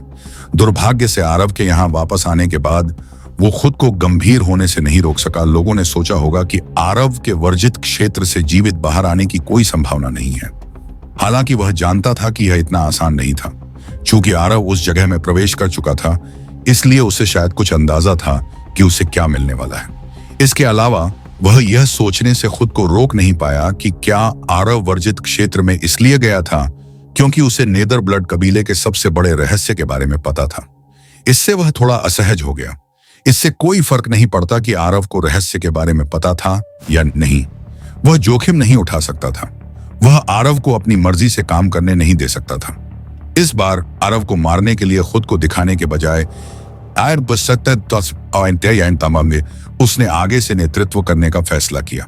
उसने अपने कबीले के लोगों से वर्जित क्षेत्र में जाने के लिए तैयार होने को कहा। मामला इतना बड़ा था कि उसे नजरअंदाज नहीं किया जा सकता था। वह अकेला नहीं था जो वर्जित क्षेत्र में जा रहा था। अन्य 2 महान कबीलों को भी यह खबर मिल गई थी जिसने उन्हें उससे दूर कर दिया। वे भी वर्जित क्षेत्र में जाने के लिए तैयार हो गए। नेदरजोन की वर्जित भूमि जहां तक नजर जाती थी फैली हुई थी, यहां तक कि आरव भी निषिद्ध क्षेत्र का वास्तविक अंत नहीं देख सका। एक बार जब वह वहां प्रवेश कर गया तो उसने पाया कि निषिद्ध भूमि एक महाद्वीप जितनी विशाल थी। मृत्यु की आभा हवा में व्याप्त थी। ऐसा लग रहा था मानो युद्ध का मैदान विभिन्न प्राणियों के खून से लथपथ हो। यहां तक कि जो जमीन कभी साधारण दिखती थी वह अब खून से लाल हो गई थी। मानो यहाँ की आत्मा भी सूखे खून के अलावा कुछ नहीं थी। यहाँ कई घाटियां और खड्ड थे। यह स्पष्ट था कि उन घाटियों का निर्माण प्राकृतिक रूप से नहीं हुआ था, बल्कि वे एक बड़े युद्ध का परिणाम थे जो कभी यहाँ हुआ था। एक हमले के पीछे की शक्ति इस तथ्य से देखी जा सकती थी कि इस तरह के सबसे कमजोर हमले भी निचले क्षेत्र के एक अन्यथा समतल क्षेत्र में 1000 मीटर गहरी घाटी छोड़ने में कामयाब रहे। चूंकि आरव मृत्यु तत्व से संबंधित था, वह यहाँ मरने वाले लोगों के आक्रोश के अवशेषों को भी महसूस कर सकता था। यहाँ तक कि नेदर रियल्म कबीले के लोग भी इसे उतना महसूस नहीं कर सकते थे। बची हुई आत्माओं का आक्रोश भी एक कारण था कि यह जगह उसकी कल्पना से ज्यादा खतरनाक क्यों थी। यह कुछ ऐसा था जो किसी व्यक्ति को भ्रष्ट कर सकता था, उसे अपना दिमाग खो सकता था, उसे केवल हत्या के बारे में सोचने पर मजबूर कर सकता था, जैसे कि नेदर रियल्म का महान युद्ध अभी भी चल रहा हो। सौभाग्य से उस तरह के आक्रोश का उस पर कोई असर नहीं हुआ। आरव न केवल खुद को बचाने में कामयाब रहा और बल्कि उसने अपने बगल में मौजूद चांदी की आंखों वाले मरे हुए लोगों की भी रक्षा की। वह अपनी मृत्यु की कुछ आभा को चांदी की आंखों वाले मरे हुए लोगों के शरीर के अंदर भेजता रहा, जिसने धीरे धीरे उसकी पिछली यादों को मिटा दिया ताकि वह भूल सके कि उसे नेदर रियल्म के मरे हुए लोगों के कबीले से क्या लेना देना था। नेदर रियल्म के जीव उसके नियंत्रण में नहीं थे, क्योंकि वे यहाँ पैदा हुए थे और जाहिर तौर पर दूसरे मरे हुए लोगों से अलग थे। हालांकि उन्हें नियंत्रित करने का एक तरीका अभी भी था और यही आरव करना चाहता था। युद्ध का मैदान इतना लंबा था कि आरव को भी आश्चर्य हुआ कि इस जगह के केंद्र तक पहुंचने में उसे कितना समय लगेगा। यहां तक कि चांदी की आंखों वाला मरे हुए प्राणी भी किसी अजीब कारण से इस जगह पर टेलीपोर्ट नहीं कर सकता था। रास्ते में आरव हर कुछ मीटर पर अपने खून की एक बूंद जमीन पर छोड़ रहा था। कई बार ऐसा लगता था कि वह अपने पीछे कोई निशान छोड़ रहा है। हालांकि यह संभव नहीं था, क्योंकि उसका खून जमीन में समाता जा रहा था और कोई निशान नहीं छोड़ रहा था। आरव को भी पता था कि क्या हो रहा है, लेकिन वह रुका नहीं। उसका शरीर दूसरों से अलग था। उसके शरीर में खून की कमी नहीं थी। वह अपने शरीर में जितना चाहे उतना खून भर सकता था, बशर्ते वह अपनी आध्यात्मिक शक्ति का थोड़ा सा इस्तेमाल करे। इसके अलावा उसने जो खून छोड़ा था वह भी साधारण खून नहीं था। उसके खून की बूंदें शक्तिशाली जादुई ऊर्जा से भरी हुई थीं। यहाँ लड़ने वाले प्राणियों के खून से कमजोर होने के बावजूद यह दूसरों की तुलना में बहुत ज्यादा शक्तिशाली था। 7 दिन बीत गए। आरव बिना आराम किए निषिद्ध भूमि में और भी गहराई तक चला गया। जैसा कि पाताल के विभिन्न नेताओं ने सोचा था, इस जगह के खतरे आरव जैसे व्यक्ति के लिए सीमित थे। पिछले 7 दिनों में आरव को कुछ अजीब राक्षसी जीवों का सामना करना पड़ा जो निषिद्ध भूमि में पैदा हुए थे, लेकिन वह उनसे निपटने में सक्षम था। 7 दिनों में उसने अपने कुल आध्यात्मिक भंडार का केवल 10% खर्च किया, जिसे वह तब तक वापस नहीं पा सकता था जब तक वह पाताल लोक से बाहर नहीं निकल गया था। हालांकि उसे इसकी परवाह नहीं थी। ऐसा लग रहा था जैसे उसका लक्ष्य किसी की कल्पना से कहीं ज्यादा बड़ा था। इसके अलावा उसके पास पाताल लोक में अन्य मामलों को संभालने के लिए अभी भी पर्याप्त धन था। 3 महान कुलों को पहले से ही निषिद्ध भूमि के अंदर होना चाहिए। मुझे आश्चर्य है कि धीरज और जिया अभी तक अपने गंतव्य तक पहुंच गए हैं या नहीं। वर्तमान में आरव आगे नहीं बढ़ रहा था। इसके बजाय वह चांदी की आंखों वाले मरे हुए का सामना कर रहा था जो उसके सामने खाली खड़ा था। चांदी की आंखों वाले मरे हुए की पूरी चेतना और यादें पहले ही मिट चुकी थीं। वह कटाई के लिए तैयार था। आरव के हाथ मरे हुए के माथे पर थे। शव संस्कार के बाद यह पहली बार था जब आरव किसी मरे हुए को अपना सेवक बनाने के लिए इस मंत्र का प्रयोग कर रहा था। वास्तव में यह कहना गलत नहीं होगा, उसके शरीर के चारों ओर प्रकट हुए, जिनकी आभा और भी अधिक प्रबल हो गई, मृत व्यक्ति भी बदलने लगा। यदि पहले वह बिना बुद्धि वाला मूर्ख था, अब वह पूरी तरह से अलग हो गया था। उसकी आंखों में कुछ बुद्धिमत्ता दिखाई दे रही थी, जिससे वह सामान्य मनुष्य से भिन्न नहीं लग रहा था। उसका चेहरा अभी भी पीला था और उसके शरीर पर खून की एक भी बूंद नहीं थी। यदि ऐसा नहीं होता तो किसी के लिए भी उसके और सामान्य मनुष्य के बीच अंतर करना मुश्किल हो जाता। मृत व्यक्ति की भौहों के बीच एक अजीब सा काला निशान दिखाई दिया, जो खून से लथपथ चांद के निशान जैसा था, जिसे आरव ने अपनी सभी कलाकृतियों पर उकेरा था। यह उसके गुरु का निशान था। आरव के पास केवल 90% ऊर्जा शेष थी। हालांकि इस एक मंत्र ने अकेले उसके आध्यात्मिक भंडार का लगभग 20% समाप्त कर दिया और उसके पास केवल 70% ही बचा। हालांकि आरव को इसका पछतावा नहीं था। अपनी वर्तमान योजना के साथ उसे इसके बारे में अधिक चिंता करने की आवश्यकता नहीं थी। उसने पहले से ही इसके लिए व्यवस्था कर रखी थी। उसने पहले से ही कुछ करने का मन बना लिया था। देवांश और सूर्यांश को बचाने के अलावा यही कारण था कि वह अपनी याददाश्त वापस आते ही यहाँ आ गया। 3 महान के हजारों युद्धपोत कबीले निषिद्ध भूमि के प्रवेश द्वार से ज्यादा दूर नहीं इकट्ठे हुए थे। इस समय निचले क्षेत्र की राजधानी के लोग अभी भी आश्चर्यचकित थे कि 3 बड़े कबीले इतनी बड़ी सेना के साथ क्यों चले गए थे। कौन दुश्मन हो सकता है जिसने उन्हें इतना चिंतित कर दिया? दुर्भाग्य से किसी को भी इसके बारे में पता नहीं था। 3 बड़े कबीलों ने खबर नहीं फैलाई। इससे राजधानी के लोगों को एहसास हुआ कि दुश्मन बहुत शक्तिशाली था। उन्हें यह भी आश्चर्य हुआ कि क्या ऊपरी क्षेत्र ने आखिरकार हमला किया था। क्या इस बार उनकी सेनाओं को नुकसान होगा?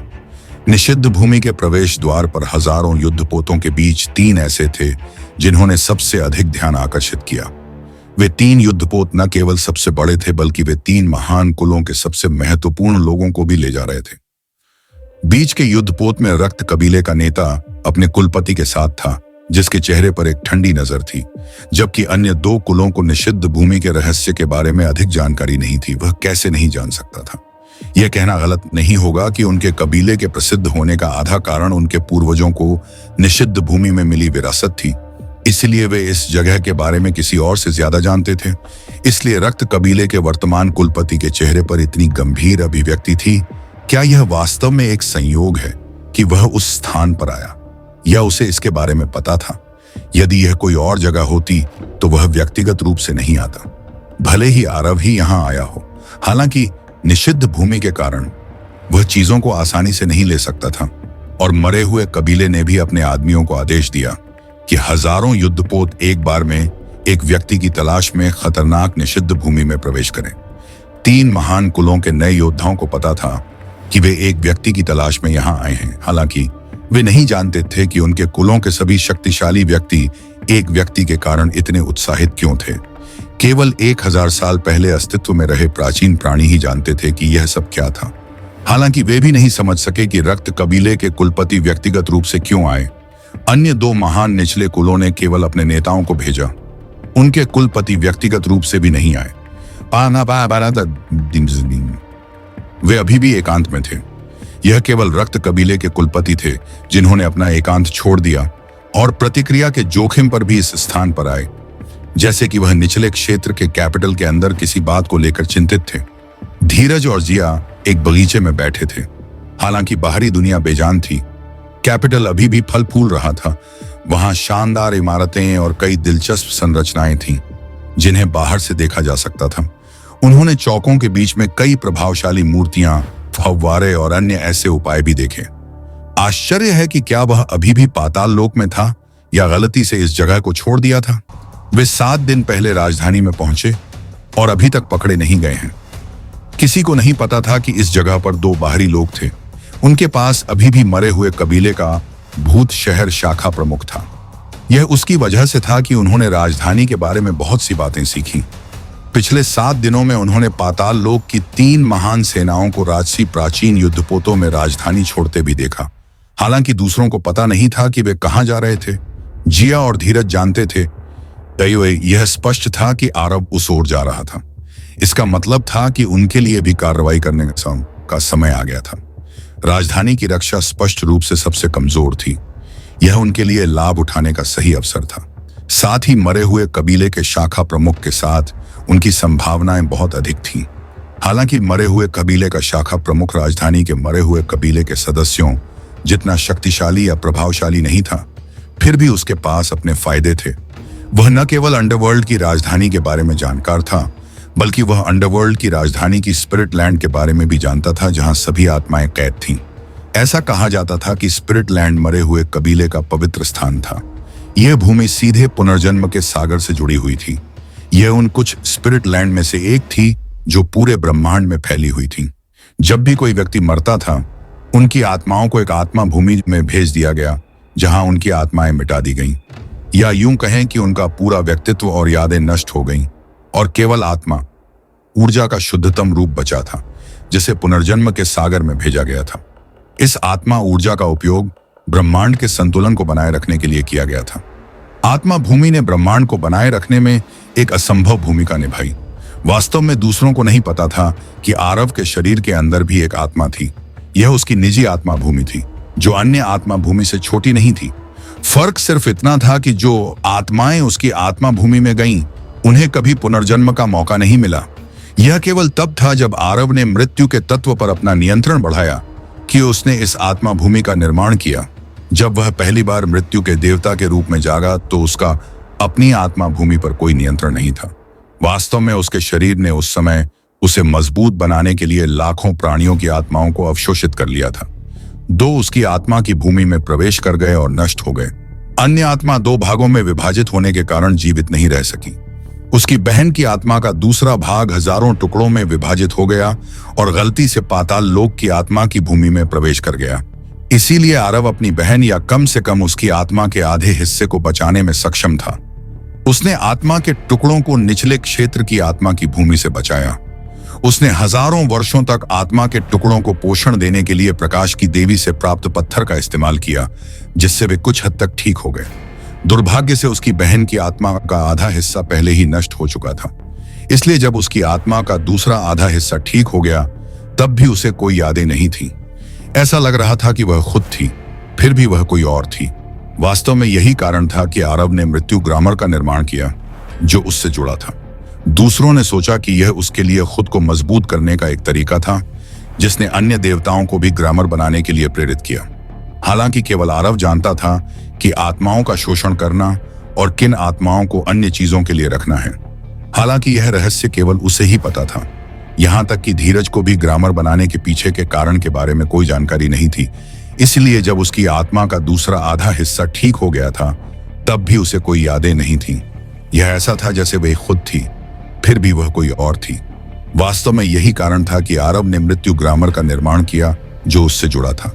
दूसरों ने सोचा कि यह उसके लिए खुद को मजबूत करने का एक तरीका था, जिसने अन्य देवताओं को भी ग्रामर बनाने के लिए प्रेरित किया। हालांकि केवल आरव जानता था कि यह कुछ और था। उसका ग्रामर एक सुरक्षा एहतियात था। यह एक टर्मिनल की तरह काम करता था। उसकी आत्मा की भूमि और इस दुनिया के बीच आत्माएं ग्रामर में चली गईं और सीधे उसकी आत्मा की भूमि में जाने और उसकी ताकत बनने के बजाय वहां रखी गईं। इस तरह वह तय कर सकता था कि किन आत्माओं का शोषण करना है और किसे अन्य चीजों के लिए रखना है। हालांकि यह रहस्य केवल उसे ही पता था। यहां तक कि धीरज को भी ग्रामर बनाने के पीछे उसके कारण के बारे में कोई जानकारी नहीं थी। इसलिए जब उसकी आत्मा का दूसरा आधा हिस्सा ठीक हो गया था, तब भी उसे कोई यादें नहीं थीं। यह ऐसा था जैसे वह खुद थी, फिर भी वह कोई और थी। वास्तव में यही कारण था कि आरव ने मृत्यु ग्रामर का निर्माण किया, जो उससे जुड़ा था। दूसरों ने सोचा कि यह उसके लिए खुद को मजबूत करने का एक तरीका था, जिसने अन्य देवताओं को भी ग्रामर बनाने के लिए प्रेरित किया। हालांकि केवल आरव जानता था कि यह कुछ और था। उसका ग्रामर एक सुरक्षा एहतियात था। यह उसकी आत्मा की भूमि की और इस दुनिया के बीच एक टर्मिनल की तरह काम करता था। आत्माएं ग्रामर में चली गईं और सीधे उसकी आत्मा की भूमि में जाने और उसकी ताकत बनने के बजाय वहां रखी गईं। इस तरह वह तय कर सकता था कि किन आत्माओं का शोषण करना मरे हुए कबीले आसानी से उस जगह में प्रवेश करने की हिम्मत नहीं कर सकते थे। उन्होंने केवल आत्मा भूमि के मापदंडों की रक्षा की। पिछले 7 दिनों में धीरज और जिया ने अपने कैदी का उपयोग करके अपने लिए एक जगह का इंतजाम किया, जहां वे रडार से बचकर रह सकते थे। हालांकि भूत शहर शाखा प्रमुख बाहरी परत में रहता था, लेकिन वह राजधानी में पैदा हुआ और बड़ा हुआ था, इसलिए वह राजधानी के बारे में बहुत सी चीजें जानता था और उसने आसानी से उनके रहने के लिए जगह का इंतजाम कर दिया। इसके अलावा पिछले कुछ दिनों में धीरज और जिया ने अपना अधिकांश समय शहर की सुरक्षा का निरीक्षण करने में बिताया। वे आरव की तरह नहीं थे, जिन्हें ऐसी चीजों की चिंता नहीं करनी पड़ती थी। वे अपने रास्ते में आने वाले सभी को नहीं मार सकते थे, जैसे कि कैरिक ने पिछली बार किया था। इसके बजाय उन्हें अधिक सावधान रहना था। वे कैरिक जितने मजबूत नहीं थे, और निश्चित रूप से हालांकि उनके पास कैरिक की तरह विशाल आत्मा भंडार नहीं था, थोड़ी सी हरकत से पहरेदारों का ध्यान अपनी ओर आकर्षित करना आसान था। आत्मा भूमि में प्रवेश करना और भी कठिन था। आरव के बाद देल्तबिरी मृत कबीले ने अपने अधिकांश लोगों को निषिद्ध भूमि पर भेज दिया। हालांकि उन्होंने आत्मा भूमि की सुरक्षा में कोई बदलाव नहीं किया। 100 से अधिक मृत कबीले के लोग आत्मा भूमि की रखवाली कर रहे थे। अलावा उनमें से कई चांदी की आंखों वाले मृत लोग थे जो टेलीपोर्ट कर सकते थे। उन्हें क्या सामना करना था, इसका एक मोटा अंदाजा लगाने के बाद जिया और धीरज बगीचे में बैठे थे और यह सुनिश्चित करने के बाद कि वे यहां अकेले हैं, चांद स्वयं योजना बना रहे थे। धीरज के हाथ में एक पेज था। उस पेज पर उसने एक घेरा बनाया था जो आत्मा भूमि क्षेत्र को दर्शाता था। उस घेरे के चारों ओर उसने बिंदुओं से पहरेदारों की स्थिति को चिह्नित किया। वहां 4 बिंदु थे जिन्हें उसने और गहरा कर दिया। ये चांदी की आंखों वाले मृत लोग थे। स्थिति मरे हुए लोगों की थी। हमें किसी और चीज से पहले एक बार चांदी की आंखों वाले मरे हुओं को मारना होगा। हम उनकी मदद से किसी को भी भागने की अनुमति नहीं दे सकते। एक बार उन्हें बाहर निकाल लेने के बाद यह अपेक्षाकृत आसान होना चाहिए। धीरज ने सुनिश्चित किया कि जिया उसकी योजना पर ध्यान दे। उसके अनुसार वह छाया में छिपने जा रहा था और किसी भी अराजकता को रोकने के लिए चांदी की आंखों वाले मरे हुओं को मारने जा रहा था। चांदी की आंखों वाले मरे हुओं को मारने के बाद ही जिया को दृश्य में प्रवेश करना था और बाकी को मारने के लिए अपनी क्षमताओं का उपयोग करना था। भले ही जिया उन सभी को नहीं मार सकती थी, लेकिन वह कम से कम उन्हें थोड़ी देर के लिए रोक सकती थी। चांदी की आंखों वाले मरे हुओं के बिना अन्य गार्ड इतनी आसानी से बच नहीं सकते थे। यह स्पष्ट था कि वे जिया को मारने के लिए अपनी पूरी ताकत का उपयोग करने जा रहे थे, क्योंकि वह उनके सामने एकमात्र व्यक्ति थी। इस बीच मैं आत्मा भूमि के अंदर प्रवेश करूंगा। धीरज ने कहा, मैंने उन लोगों को देखा है जिन्हें हमें बचाना है। मुझे उनकी आत्माओं को बचाना है। उन्हें 2 आत्माओं को बचाने में सक्षम होना चाहिए। बाहर आने के बाद मैं आपको संकेत दूंगा और हम पीछे हट बच निकलना। यह एक ऐसा मिशन था जहां वे तेजी से आगे बढ़ना चाहते थे।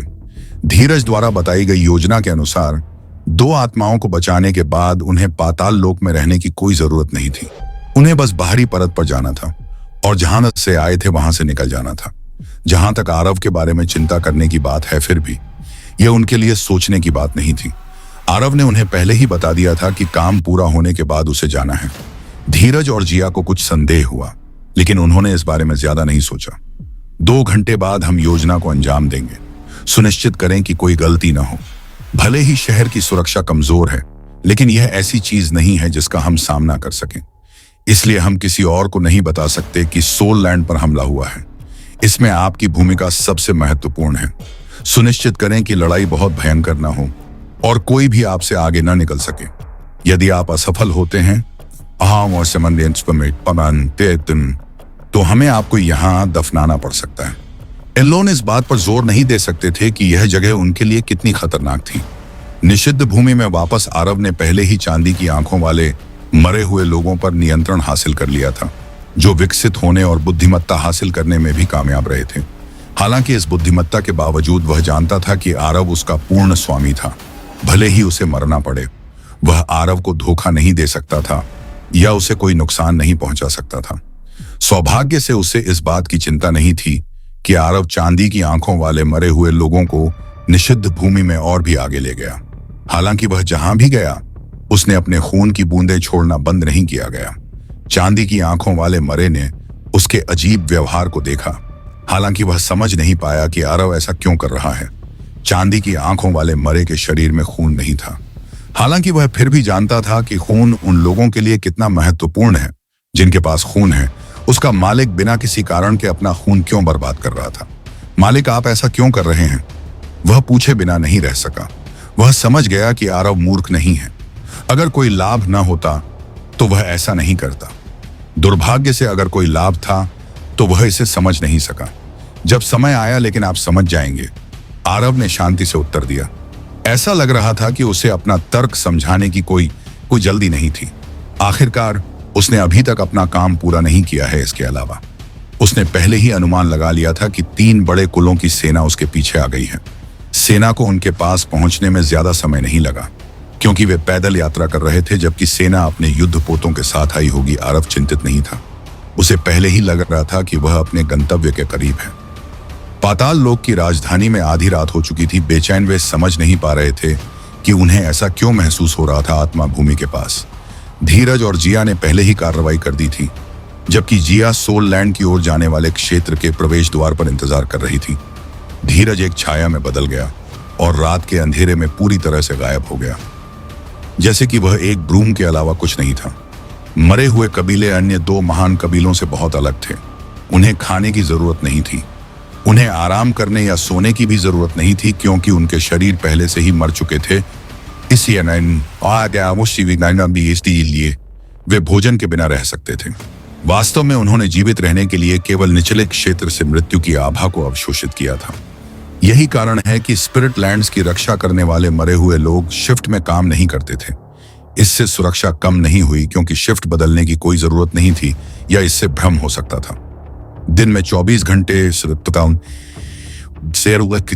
7 दिन, वर्ष में 52 सप्ताह स्पिरिट लैंड्स की रक्षा करते हुए वही चेहरे देखे जा सकते थे। इससे मरे हुए लोग अधिक सतर्क भी हो गए।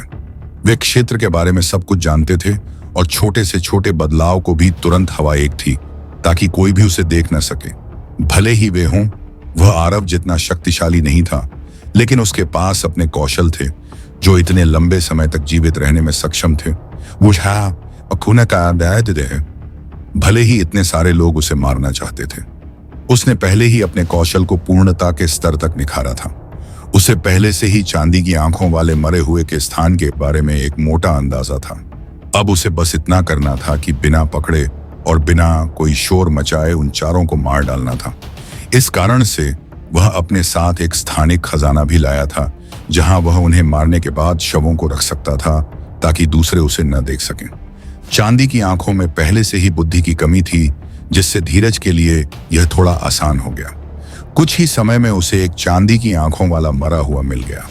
चूंकि चांदी की आंखों वाले मरे हुए कबीले के लिए महत्वपूर्ण थे, इसलिए उन्हें सामने खड़े पहरेदारों के पीछे कुछ दूरी पर रखा गया था। अपने बाएं हाथ से उसने चांदी के बालों वाले उस मरे हुए व्यक्ति का थूथन बंद किया और उसका शरीर अपने कब्जे में ले लिया। अपने दाहिने हाथ से उसने चाकू को उसके गले पर घुमाया। चांदी आंखों वाला मुर्दा स्तब्ध था। यदि वह सामान्य बुद्धि का होता तो जैसे ही कोई उसे छूता वह दूर चला जाता। हालांकि वह इतना चतुर नहीं था, इसके बजाय वह केवल मार पड़ने पर कांप गया। जैसे ही उसने चांदी आंखों वाले मुर्दे को मारा, धीरज ने शरीर को अपने खजाने की पेटी में रखा और अंधेरे में गायब हो गया, जैसे कि कुछ हुआ ही न हो। सामने खड़े गार्ड को कुछ भी अजीब नहीं लगा। वे बस मूर्तियों की तरह खड़े थे और अपने आसपास की चीजों पर नजर रखते थे। वास्तव में यदि यह तथ्य नहीं होता कि आत्मा भूमि में प्रवेश करने पर बहुत तेज आवाज होने वाली थी, धीरज पहले ही पकड़े बिना आत्मा भूमि में प्रवेश कर चुका होता। चांदी आंखों वाले मुर्दे को मारने के बाद धीरज अपने अगले लक्ष्य की ओर बढ़ गया। उसने वही तरीका अपनाया और अपने अगले लक्ष्य को भी मार डाला। उसकी हत्या कौशल ऐसी चीज नहीं थी जिसे कोई भी अनदेखा कर सकता था। अगले 10 मिनट के भीतर धीरज ने वह उस क्षेत्र के प्रवेश द्वार पर खड़ी थी जो आत्मा की भूमि की ओर जाता था। वह पहले से ही कुछ हद तक घबराई हुई थी। वह सोच रही थी कि कार्रवाई करने की उसकी बारी कब आएगी। जब उसे संकेत मिला तो उसके होठों के कोने ऊपर उठे और एक मुस्कान दिखाई दी। अंत में उसने अपनी तलवार उठाई। उसकी शक्तिशाली आभा ने पूरे क्षेत्र को कवर कर लिया। उसे अब और इंतजार करने की जरूरत नहीं थी। अब उसे बस इतना करना था कि सभी कीड़ों को अपनी ओर आकर्षित करना था, ताकि वह उन्हें व्यस्त रख सके, जिससे धीरज को आत्मा की भूमि में प्रवेश करने और 2 आत्माओं को बचाने का अवसर मिल सके। अपरिचित आभा को महसूस करते हुए आत्मा की भूमि की रक्षा करने वाले मरे हुए लोग दंग रह गए। यह ऐसी जगह नहीं थी जहां दूसरों को आने की अनुमति थी। उनमें से कुछ ने अपने मुख्य कबीले को सूचित करने के लिए किसी को भेजने का फैसला किया। बाकी दुश्मन को रोकने के लिए चले गए। बहुत समय पहले मरे हुए लोगों को एहसास हुआ कि वे वापस जानकारी नहीं भेज सकते। सिल्वर आई मरे हुए लोग गायब हो गए थे। उनका एक भी निशान नहीं मिल सका। ऐसा लग रहा था जैसे वे पतली हवा में गायब हो गए हों। इससे उन्हें एहसास हुआ कि कुछ ठीक नहीं था। सूचना वापस भेजने का रास्ता गायब हो गया। उनके पास सूचना वापस भेजने का एकमात्र रास्ता लंबा रास्ता अपनाना और मुख्य कबीले में शारीरिक रूप से प्रवेश करना था। हालांकि जो आभा उन्होंने पहले महसूस की थी वह उसी दिशा से आ रही थी। यह स्पष्ट था कि कोई उस रास्ते को रोक रहा था। इसके अलावा आभा करीब आ रही थी। 100 से अधिक मृत लोग एक बार में सतर्क थे। कोई आत्मा की भूमि को निशाना बना रहा था और उनके मन में कोई संदेह नहीं था। वे सभी आभा की ओर भागे, चाहे वह कोई भी हो। वे उसे आत्मा की भूमि में प्रवेश करने की अनुमति नहीं दे सकते थे। उन्हें घुसपैठिए को मारना था। उन्हें इस बात का एहसास नहीं था कि घुसपैठियों में से एक पहले से ही आत्मा की भूमि के प्रवेश द्वार पर खड़ा था। धीरज अपने छिपने के स्थान से बाहर आया और उसने मृत लोगों को जिया की दिशा में जाते देखा। वह अभी भी आत्मा की भूमि में प्रवेश नहीं किया था, जैसे कि वह अभी भी किसी चीज का इंतजार कर रहा था। उसे जिया और मृतकों के बीच लड़ाई का इंतजार करना था। वह जानता था कि रुको। उसने एक गहरी सांस ली और अपने हाथ में 2 नीले पत्थरों को देखा। वे 2 पत्थर उतने कीमती नहीं थे जितने लाल पत्थर उसे प्रकाश की देवी से मिले थे। वे हजारों टुकड़ों में टूटी हुई आत्मा को ठीक नहीं कर सकते थे। हालांकि ये कदम के पत्थर प्रत्येक आत्मा को कम से कम अस्थायी रूप से सुरक्षित रखने के लिए पर्याप्त थे। यही वह भी था जो धीरज अपने साथ सूर्यांश और देवांश को बचाने के लिए लाया था। कुछ ही समय में युद्ध की ध्वनि गूंजने लगी। धीरज ने अपनी मुट्ठी भींच ली। अब उसके लिए आत्मा की भूमि में प्रवेश करने का समय आ गया था। वह थोड़ा उत्सुक था कि आत्मा की भूमि कैसी है। हालांकि उससे भी अधिक वह जानता था कि उसे सावधान रहना होगा, क्योंकि यह जगह खतरनाक थी। अगर उसने कोई गलती की तो उस जगह से भागना भी असंभव होने वाला था। जब उसने आखिरकार आत्मा की भूमि के अंदर कदम रखा तो उसकी आंखें दृढ़ संकल्प से चमक उठीं। धीरज आधी रात को आत्मा की भूमि के अंदर प्रवेश कर गया। हालांकि जैसे ही उसने आत्मा की भूमि की सीमा पार की, उसने अपने दिल में दर्द महसूस किया। ऐसा लगा जैसे वह बिल्कुल नई दुनिया में इससे उसके लिए जमीन देखना असंभव हो गया। इससे भी बुरी बात यह थी कि पूरा वातावरण इतना ठंडा था कि उसकी आत्मा कांप रही थी। उसे ऐसा लग रहा था कि अगर वह स्थिर नहीं रहा तो वह आत्मा की भूमि में जमकर मर जाएगा। आत्मा की भूमि नर्क क्षेत्र से पूरी तरह से अलग दुनिया थी। भले ही वह जुड़ी हुई थी, वहां कोई दृश्यमान आकाश भी नहीं था। ऐसा लगता है कि आत्माओं को ढूंढना जितना मैंने शुरू में सोचा था उससे कहीं अधिक कठिन होगा। अपरिचित परिवेश के बावजूद धीरज आगे बढ़ता रहा। प्रत्येक कदम सावधानी से उठा रहा था ताकि गिर न जाए, क्योंकि वह जमीन नहीं देख सकता था। वह गलती से किसी चट्टान से गिरना नहीं चाहता था। सौभाग्य से जमीन कमोबेश सामान्य थी। अब तक वहां कोई चट्टान नहीं थी। कम से कम ऐसी कोई चट्टान तो नहीं थी जिससे वह गिर जाए। वह केवल अपने कदमों से कभी कभी टूटने की आवाज सुन सकता था, जैसे कि वह यहाँ मृत लोगों की हड्डियों या खोपड़ियों पर कदम रख रहा था। हालांकि वह किसी चट्टान से गिरने से डरना नहीं चाहता था। निश्चित नहीं है कि यह वास्तव में हड्डियां थीं या सिर्फ उसकी गलतफहमी। यह पहली बार था जब उसे आगे बढ़ने के लिए अपनी आंखों के बजाय अपनी इंद्रियों पर भरोसा करना पड़ा। निषिद्ध भूमि में वापस आरव ने आखिरकार चलना बंद कर दिया। वह प्राचीन युद्ध के मैदान के मध्य में पहुंच गया, जहां सच्चे देवताओं के गिरने की बात कही गई थी। वास्तव में कोई केवल कल्पना कर सकता था कि यह किस स्तर की लड़ाई थी। वातावरण इस समय वह एक कंकाल के सामने खड़ा था और उसे देख रहा था। हालांकि कंकाल इतना विशाल था कि कुछ ही समय में उसे देख पाना असंभव था। कंकाल किसी ऐसे प्राणी का लग रहा था जो कम से कम 10,000 फीट लंबा था। उस कंकाल की सिर्फ एक हड्डी आरव के पूरे शरीर से भी मोटी थी। इसके अलावा वे हड्डियां भी साधारण नहीं थीं। हालांकि प्राचीन युद्ध 1 मिलियन से अधिक वर्षों से चल रहा था। बहुत समय बीत चुका था, फिर भी हड्डियां अभी भी पूरी तरह से बरकरार थीं। यदि यह इस तथ्य के लिए नहीं होता कि कंकाल को स्थानांतरित करना असंभव था, तो 3 महान कबीले, विशेष रूप से मरे हुए कबीले, इसे अपने साथ ले जाने के लिए कुछ भी करने की कोशिश करते। प्राचीन प्राणी की हड्डियों पर कई अजीब सुनहरे प्रतीक थे जो शक्ति से भरे थे। आरव को लगा कि वे प्रतीक असामान्य थे। ऐसा लग रहा था जैसे उन प्रतीकों के पीछे का रहस्य उसके विकास की कुंजी थी। भले ही वह उन प्रतीकों की वास्तविक उत्पत्ति का पता न लगा सके, फिर भी वह प्राचीन प्राणी को एक मरे हुए प्राणी के रूप में पुनर्जीवित करने का प्रयास कर सकता था। जब वह अंडरवर्ल्ड छोड़ देता है, कोई फर्क नहीं पड़ता। वह यहाँ ऐसा करने की कोशिश नहीं कर सकता था। यह बाहरी दुनिया में भी लगभग असंभव कार्य था। अकेले इस स्थान पर जहां उसकी ताकत काफी सीमित थी, सौभाग्य से 3 महान कुलों के विपरीत उसे कंकाल को कैसे स्थानांतरित करना है, इसके बारे में चिंता करने की जरूरत नहीं थी। भले ही अन्य ऐसा नहीं कर सके, यह उसके लिए आसान था, हालांकि कुछ हद तक थकाऊ था। वह कुछ मीटर पीछे हटा और फिर अपना दाहिना हाथ उठाया। उसके शरीर से शव विज्ञान का पन्ना कंकाल की ओर था। पन्ना चमक रहा था, जिससे पूरा कंकाल अपनी तेज रोशनी से चमक रहा था। अजीब सुनहरे प्रतीक निषिद्ध पुस्तक के प्रकाश का विरोध कर रहे थे, जैसे कि वे कुछ ऐसा थे जो अंतरिक्ष के नियमों को चुनौती दे रहे थे और जिन्हें वश में करना असंभव था। हालांकि चूंकि कंकाल बड़ा था और ऐसे कई प्रतीक नहीं थे, इसलिए प्रतिरोध लंबे समय तक नहीं चला। हालांकि इसमें आधा घंटा लगा और आरव को पूरी तरह से ध्यान केंद्रित करना पड़ा। कंकाल अंततः गायब हो गया और आरव के ग्रिमोयर में प्रवेश करने से पहले प्रकाश के छोटे कणों में बदल गया। जैसे ही कंकाल गायब हुआ, पीछे केवल एक गहरा गड्ढा रह गया, जिससे ऐसा लग रहा था जैसे कि बहुत समय पहले इस स्थान पर कोई क्षुद्र ग्रह गिरा था। आरव सफल होने के बाद जमीन पर बैठ गया। वह खुद को थका हुआ महसूस करने से नहीं रोक सका। उसने वास्तव में विशाल कंकाल को कम करके आंका था। वह कंकाल को अपनी सिद्धि पुस्तक में रखकर लगभग उतना ही थक गया था जितना उसे विश्व स्तरीय मंत्रों से होना चाहिए था। उसके पास केवल एक छोटा सा भंडार बचा था। यह मेरी अपेक्षा से अधिक कठिन था। वह जमीन पर गिर गया। वह अपनी सांस को शांत करते हुए और अपने बाएं हाथ को देखते हुए वहीं बैठ गया। 10 पीआर बचे, जिससे उसे आश्चर्य हुआ कि क्या यह पर्याप्त होगा। हालांकि अंत में उसने अपना सिर हिला दिया। ऐसा लगता है कि यह पर्याप्त नहीं होगा। ऐसा लगता है कि इस मामले को खत्म करने के लिए मुझे भविष्य में एक बार फिर इस युद्ध के मैदान में आना होगा, सबसे अच्छे से।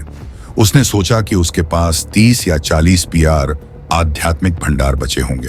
हालांकि अजीब प्रतीक वास्तव में अलग थे। उसने उन्हें पहले कभी नहीं देखा था, लेकिन वह महसूस कर सकता था कि उनके पीछे का रहस्य असाधारण था। इसके अलावा वह यह भी आश्वस्त था कि यह कंकाल भी उसी प्राचीन प्राणी का था जिसने रक्त पूर्वज को इस युद्ध के मैदान में खदेड़ा था।